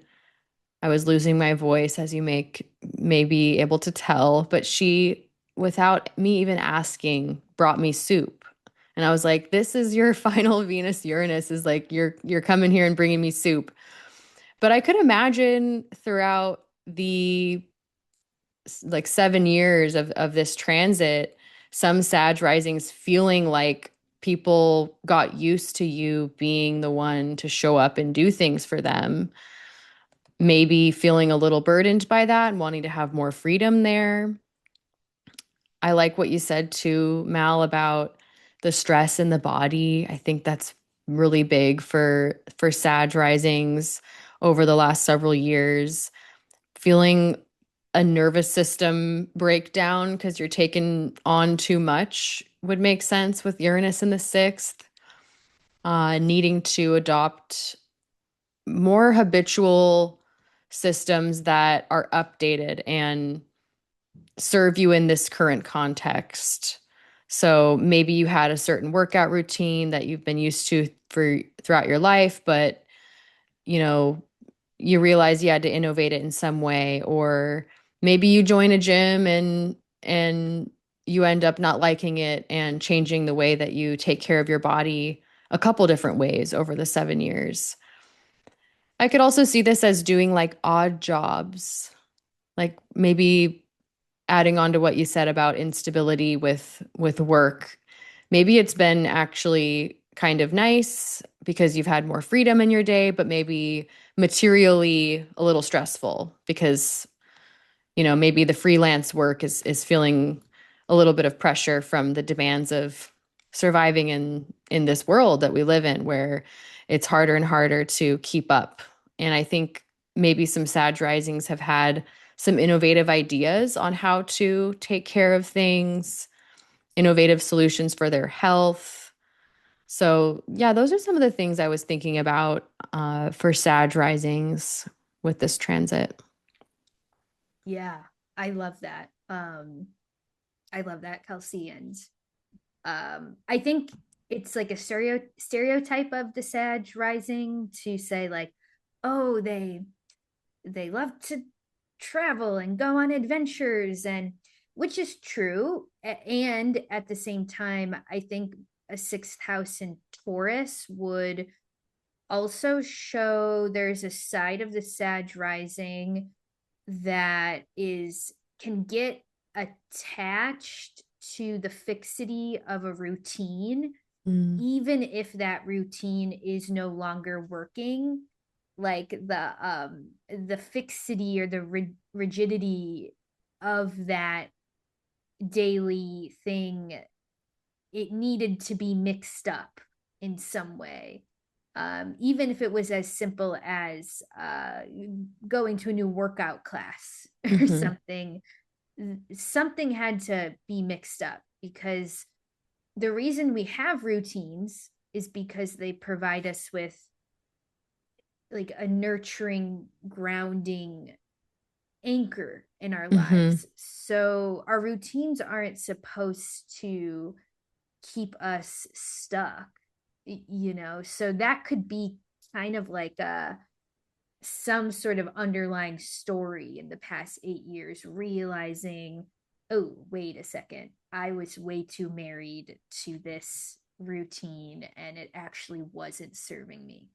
Hmm.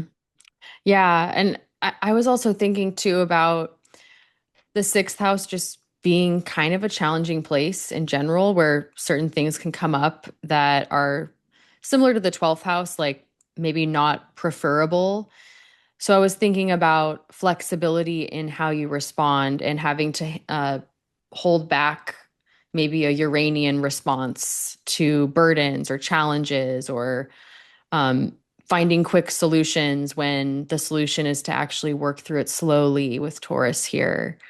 And again, I said this for Libra, I think, but really understanding your responses to challenges that have come up here can be really impactful in how to handle the next transit, which is Uranus in your seventh, revealing more about, relationship dynamics.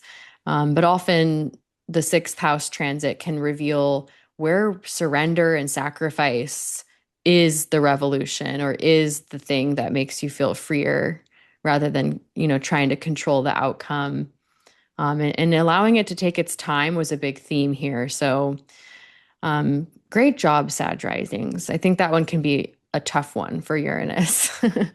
Definitely, definitely. I think you're so right. And that's the perfect segue for Capricorn risings. And this might be kind of a fun Uranus transit here, the fifth house, which the ancient astrologers associated the fifth house with children. So maybe themes with either becoming a parent or having to adjust your parenting, I don't know, philosophies, depending on what your kid is maybe going through. I think, especially for the Capricorn risings with children, we could have seen the Uranus archetype manifest through a literal child. Like, oh my God, my 10-year-old wants to dye his hair pink, like, do I let him do it? Or like something like that. Or, oh, my kid came out to me as trans or gay, and I needed to figure out how to respond to that in the best way possible. My kid revealed to me that they're different from me in some Mm, way, and I can see that being a big story with the Capricorn risings, and wisdom that we gain from our children. I'm not a parent, but I understand the spiritual agreement on some level that we have between parent and child. And I think more often than not, sometimes we forget the kid is also the teacher, and I think there's some realizations there that the totally. Capricorn risings could have had. Of course, there are other significations that are associated with the fifth house besides children, but I'll start there, and I'll give the mic to you, Kelsey, with the other significations. Yeah, the other ways this can pan out is creatively within your romantic relationships, your experience of pleasure. And with Taurus here, I mean, this is so just embodied and sensual. I think there was a lot of need for creative freedom here for Capricorns, and maybe experiencing the journey of learning what is genuinely pleasurable and what maybe feels just habitual, or maybe you experienced some need to take creative risks, some need to be unconventional in how you seek pleasure. Maybe asking yourself about where your self expression was deviating from what is normally expected of you. So, being interested in different creative mediums, or just maybe different hobbies too, I could see here. And yeah, maybe asking yourself about where you have felt liberated, allowing yourself to experiment and kind of just have more fun and be less rigid about that area of life. I have a great example that I would love to share with you guys. Uh, so, this is a quote. Uranus had just ingressed into my Taurus house as my 10-year marriage ended.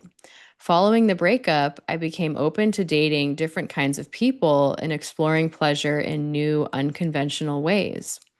One experience included going to a swingers club where I explored intimacy with both men and women.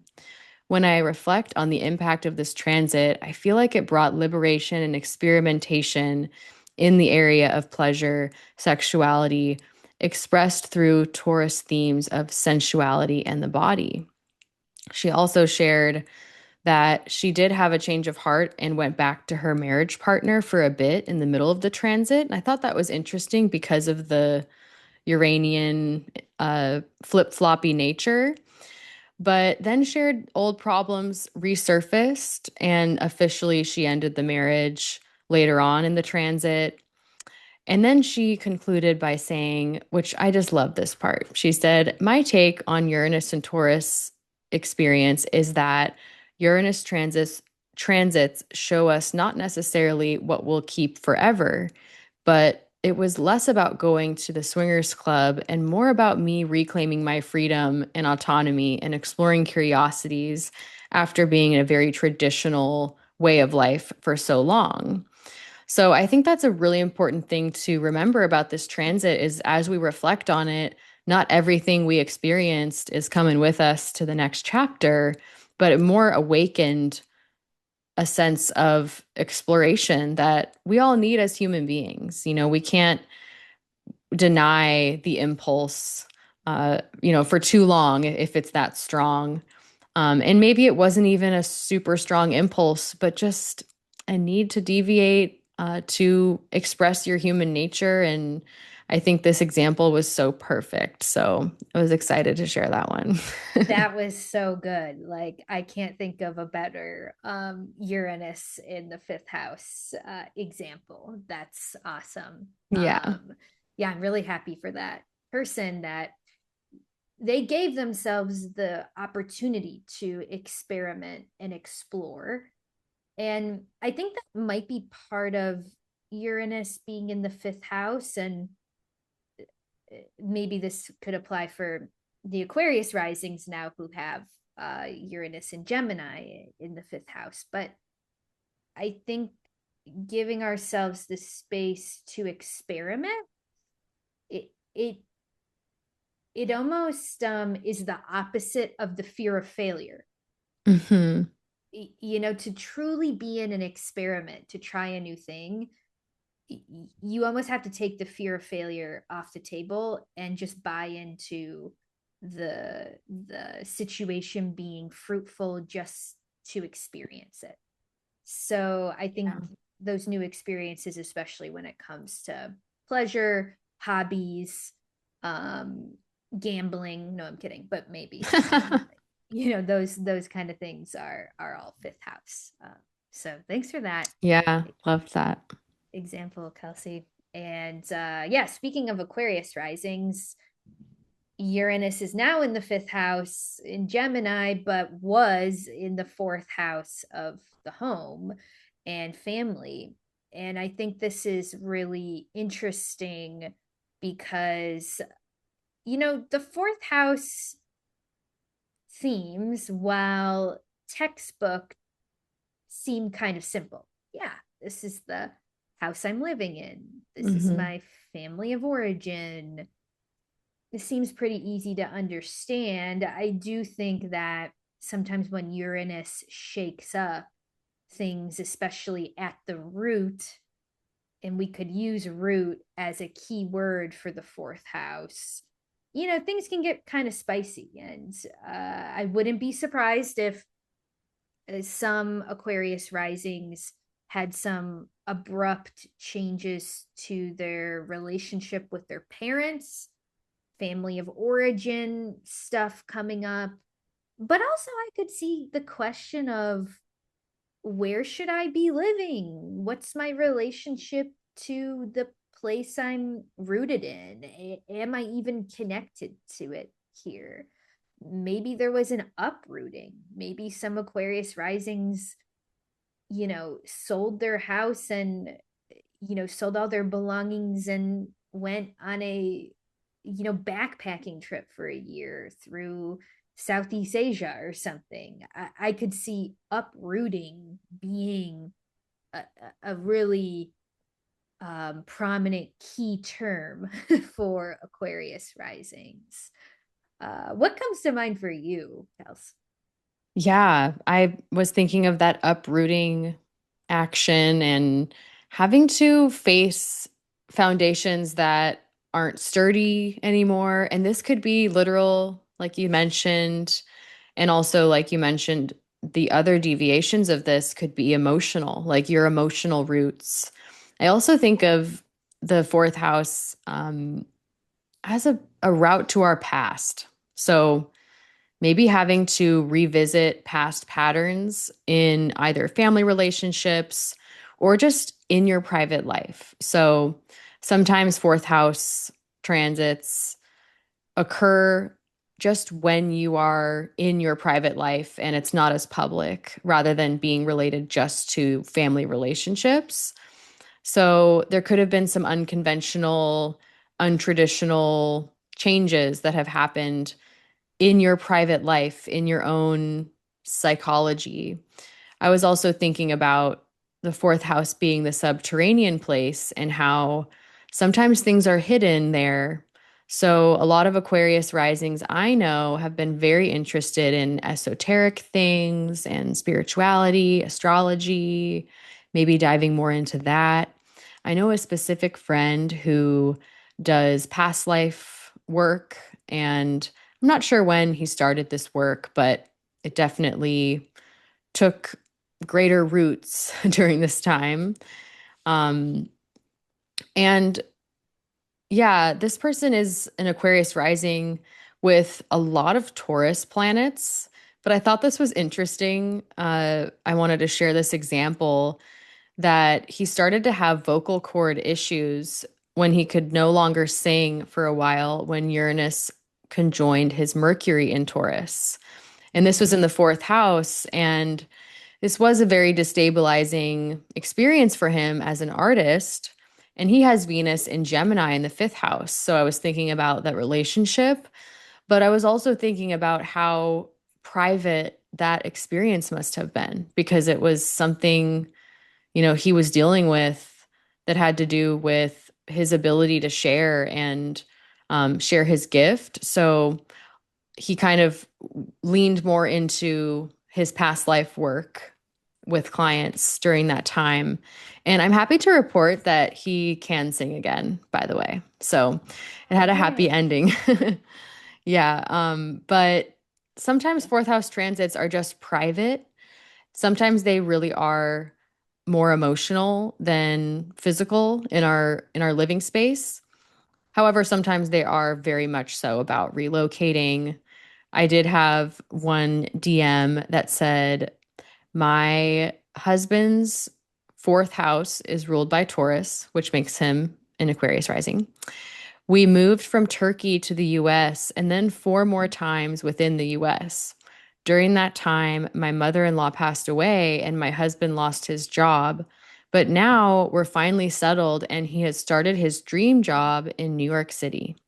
So definitely a journey through the fourth for this person and her partner. But, it's interesting how towards the end of the transit, we can feel a sense of settling. And so I'm wondering about Aquarius risings and the journey to finding a new foundation that maybe is different than what you had in starting out. Even if you stayed in the same home, maybe it has more to do with emotional foundations. Yeah. Yeah, I love that example. Um, for sure. One of my Aquarius rising clients I saw recently gave me permission to share this. And it has some similar threads to the one you just shared, where she actually became a parent throughout this past 8 years, and she realized that her and her partner weren't aligned on parenting topics, and just generally kind of had a realization that this wasn't the type of relationship she wants her kid to see as her kid gets older. And then also, it's not the kind of relationship that she wants to even be in while she's raising a kid. So I think anytime a client is talking about a big realization, is sometimes it has to do with Uranus, right? Because Uranus is literally the light bulb going off, that spark of electricity. So it's interesting to hear her reflections. It's actually at the end of Uranus moving through the fourth house where she's realizing I need to uproot. I do need to sort out separation from my co-parent and potentially move states. Mm. But I think, like you mentioned earlier, Kelsey, sometimes Taurus is slow. That's going to be a main difference between Uranus and Gemini and Uranus and Taurus. Uranus and Taurus maybe took 8 years to help us get to this or that realization. Uranus and Gemini isn't, it's like whiplash. It's not even giving us 1 second to adjust to the new information. Yeah. uh, yeah, yeah. So a lot of family stuff, a lot of location stuff, I think, for the Aquarius risings for sure. Mm. Yeah, that Uh, makes sense. yeah, yeah, yeah. Should we move on to Pisces rising? Let's do it. Yeah, because I think that is our second to last. We just Yeah, we have cannot Pisces, forget Aries. right? Because we started with Taurus. Wait, that would be so Oh, that'd be sad, but also in a weird way kind of funny, because almost every horoscope video starts with Aries, and then for us to forget them yes, that would be bad. exactly. So let's do Pisces rising though, because this is a fun one too. I mean, Yeah. Uranus in the third house. Third house, I call it the junk drawer house, because it has so many Yeah. significations. But I do think it absolutely relates to communication, uh, our narratives we have about ourselves, the way we use our voice, the way we speak, uh, writing, Hmm. podcasting, anything that has to do with social media, videos. So I could see some Pisces risings maybe developing an interest over the past 8 years or so with writing a story, making day in the life videos, posting on TikTok. I'm sure there's a Pisces rising out there who's like, oh yeah, I got TikTok famous when Uranus was in Taurus in my third house. The unexpected came through social media or communication. Those are just some things I think about, although there can also have to do with siblings. And Hmm. and there could have been some pretty drastic changes with siblings as well. Definitely. Yeah. For Pisces, having Uranus in the third may have made you feel like the rebel in your peer group or kind of like deviating from things that maybe were expected of you previously in terms of what you're interested in, what you talk about, how you see the world, how you communicate. I am a Uranus in the third house native. And so, it's kind of fun to be the weird one, although you guys are all my people, so I don't feel weird in the astrology spaces. But I'm imagining Pisces rising coming to a comfort in being a little different in how they're thinking within certain groups that are still in their lives as they have changed over time. Um, I'm thinking about also breaking patterns, breaking conditioned beliefs, letting go of what was comfortable in the past and realizing that it actually wasn't comfortable and you were maybe just attached to a certain thought pattern. Mal, I love that you called this the house of personal narratives. I remember Emily pointed that out on our Instagram post, and I was like, that's such a great way to describe this house because it really is, our inner dialogue. And so maybe there's been some movement here and a different way of handling that socially involves integrating that into how you show up in conversation, in your projects. You mentioned social media. I think that would make sense here in this context, in this era. Learning how to speak the truth as it comes to you, but not be too blunt. I definitely think that is something I work on when I'm talking to my non-astrology friends, which are becoming more few now because it's so trendy. But I used to kind of deliver unhinged takes, and I think that can be a Uranus in the third house experience.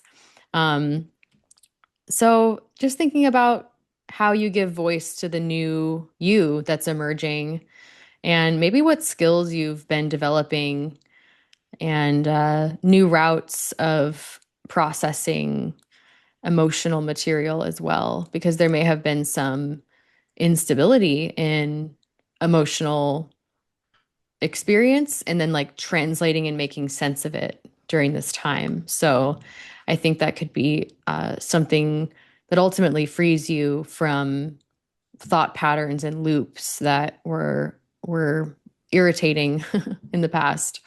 But yeah, mental habit breaking and probably just having a lot more flexibility in your thought process. Totally, totally. I think there's like an anxiety journey in a weird way with Uranus in the third house, because Mhm. Uranus can be the feeling of the nervous system being activated, and I Mhm. could see some Pisces risings maybe realizing I am living with a lot of anxiety, a lot of worry, which I wouldn't blame anybody in this time. Yeah. And maybe thinking like, I need to go to therapy and I need to talk about this. I need to figure out a way where I can live with less anxiety. Maybe connecting with the earth more, or that might have been on the list of coping mechanisms. It reminds me, third house in an earth sign, like how nourishing it can be to just connect and sit on grass or sit on the dirt and feel like the mind shuts off a little bit, because certainly the mind is so active when Oh, Uranus is either transiting the third house, or for you, Kelsey, natally, the mind never shuts off.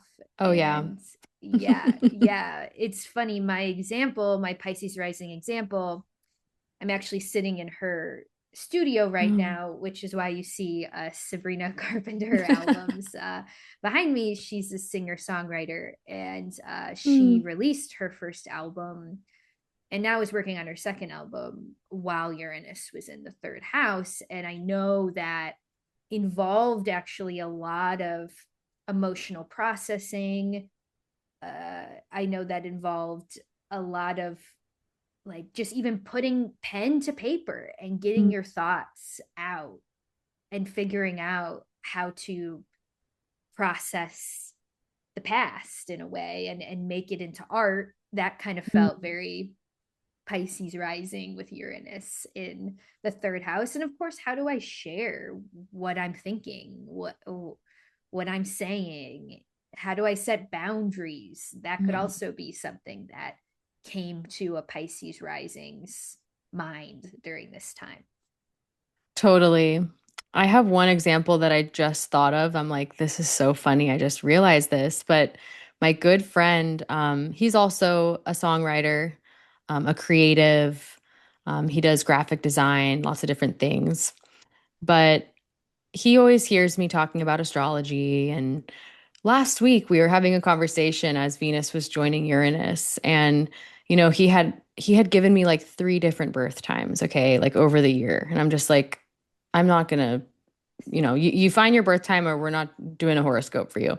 And so then last week he had the opportunity to ask his parent about his birth certificate, and suddenly like we're on the phone and he's searching for it and they find it, and it was actually the hour Venus was joining Uranus, and he learned he was a Pisces rising. And I thought that was interesting for like a Venus Uranus in the third house.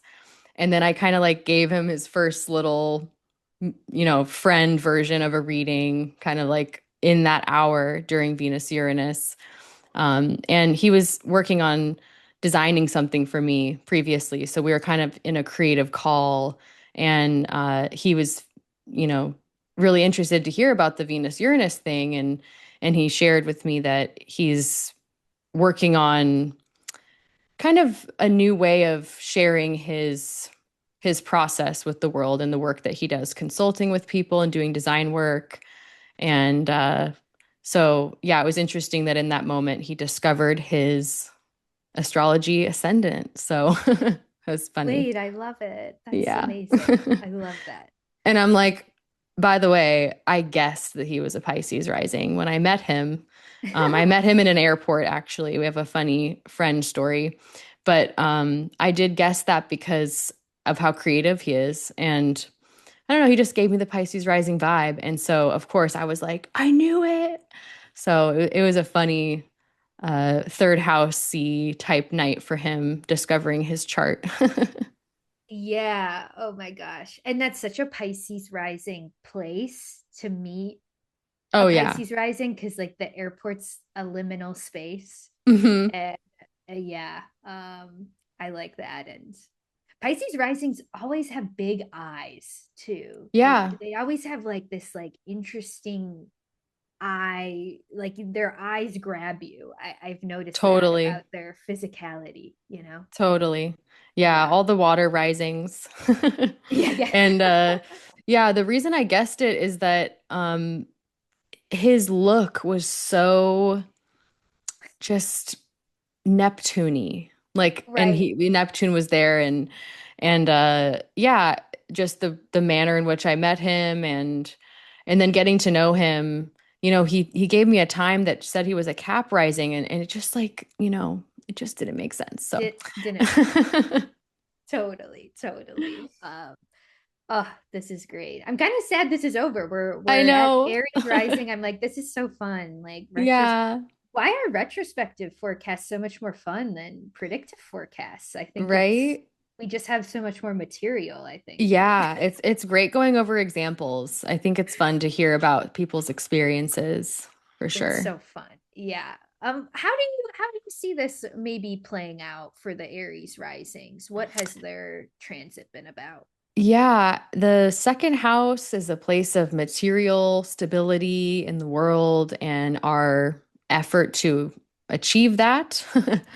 I think about the ways that you have supported yourself changing, the way you make a living changing, maybe sudden gains and losses. Unfortunately, that can be a part of really any Uranus transit related to that house. So, in the place of resources, that can be a little anxiety provoking at times, but also encouraging you to think differently about how to make a living for yourself, perhaps.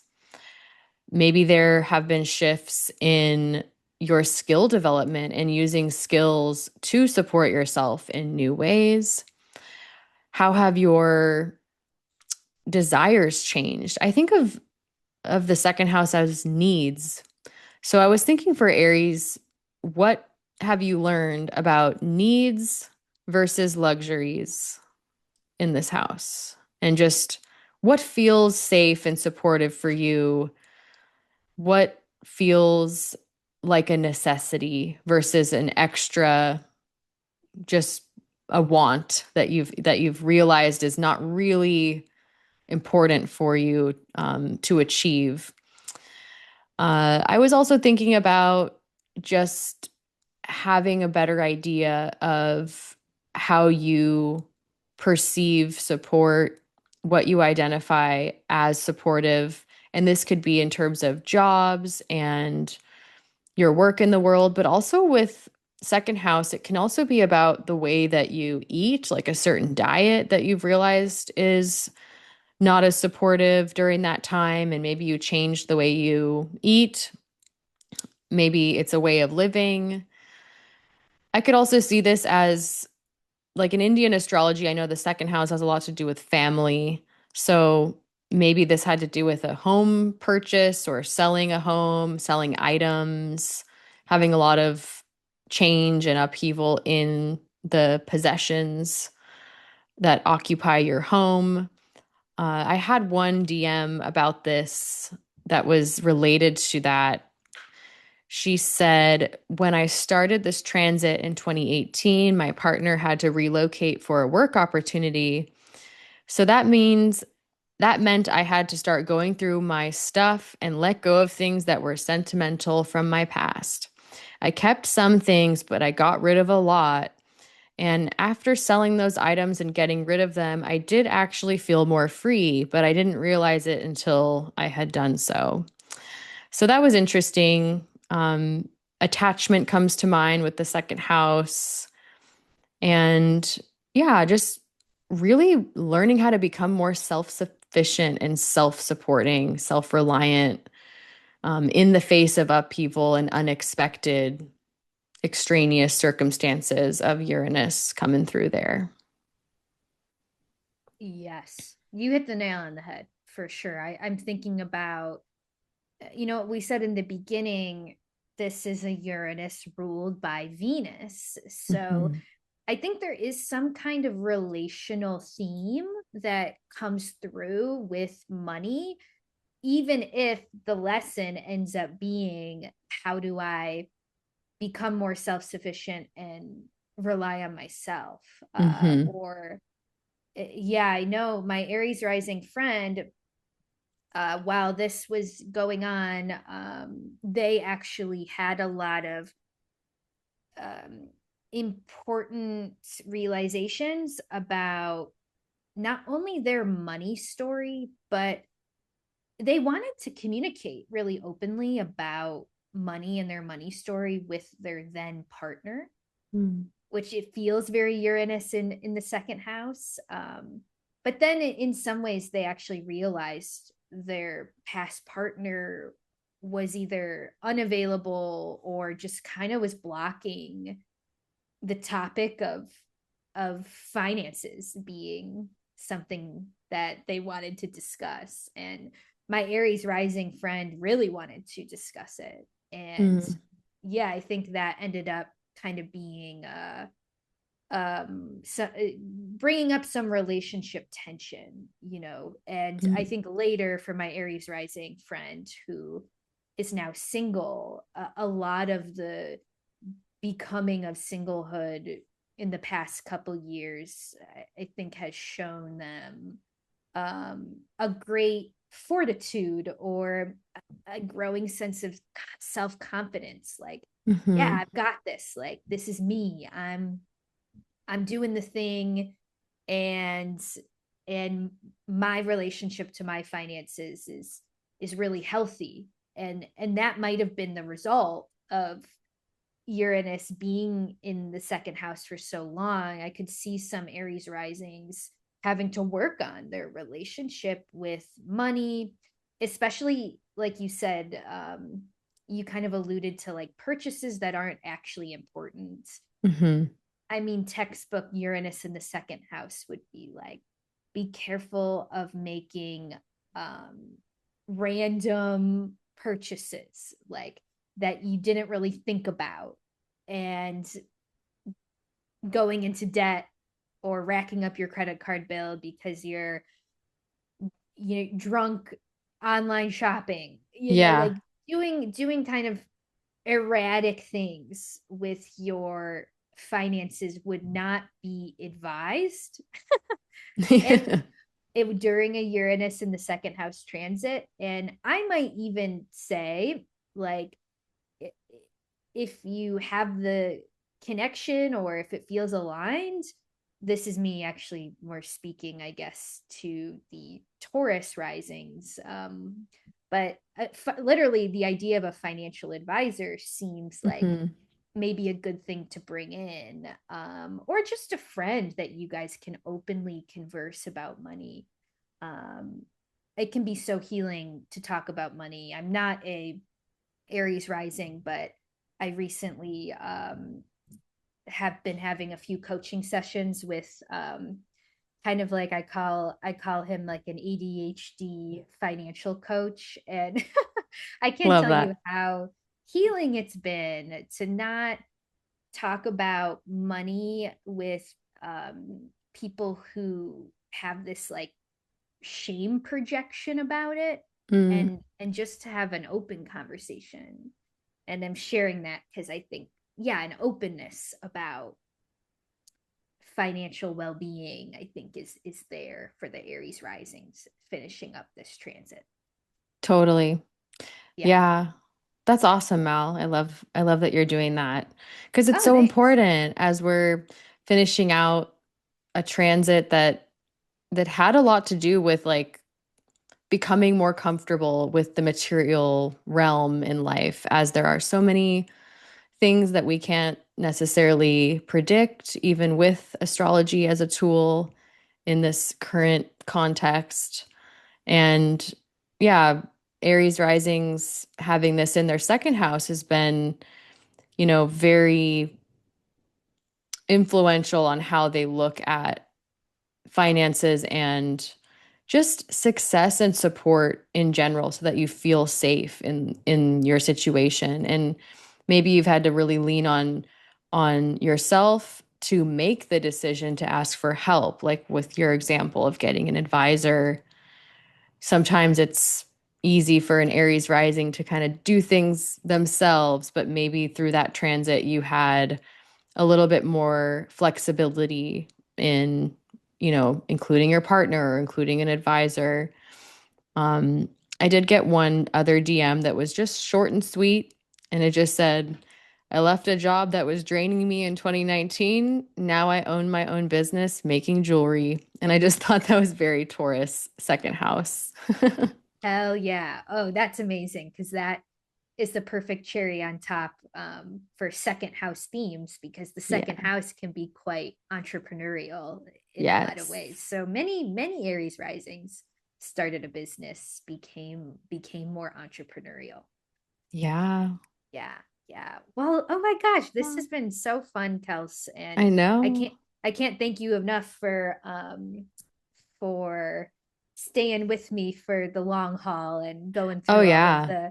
the rising signs. And of course, I'll have all of your information in my show notes, but please tell the crowd where they can find you. And also, do you take in-person clients in the LA area?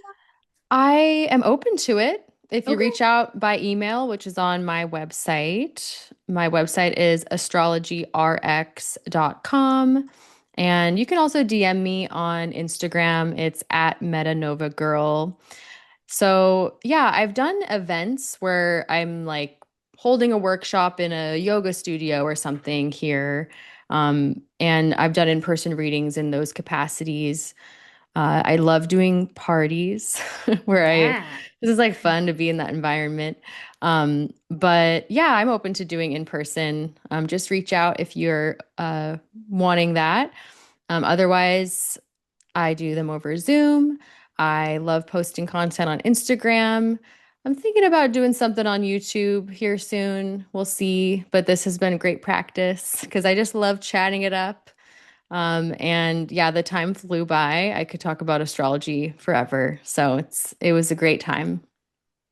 Thanks so much, Kels. Yeah. And yeah, we look forward to reading the comments below. And please drop your Uranus in Taurus story in the chat so we can be further entertained. Yeah, let us know how it went for you. Thanks, guys.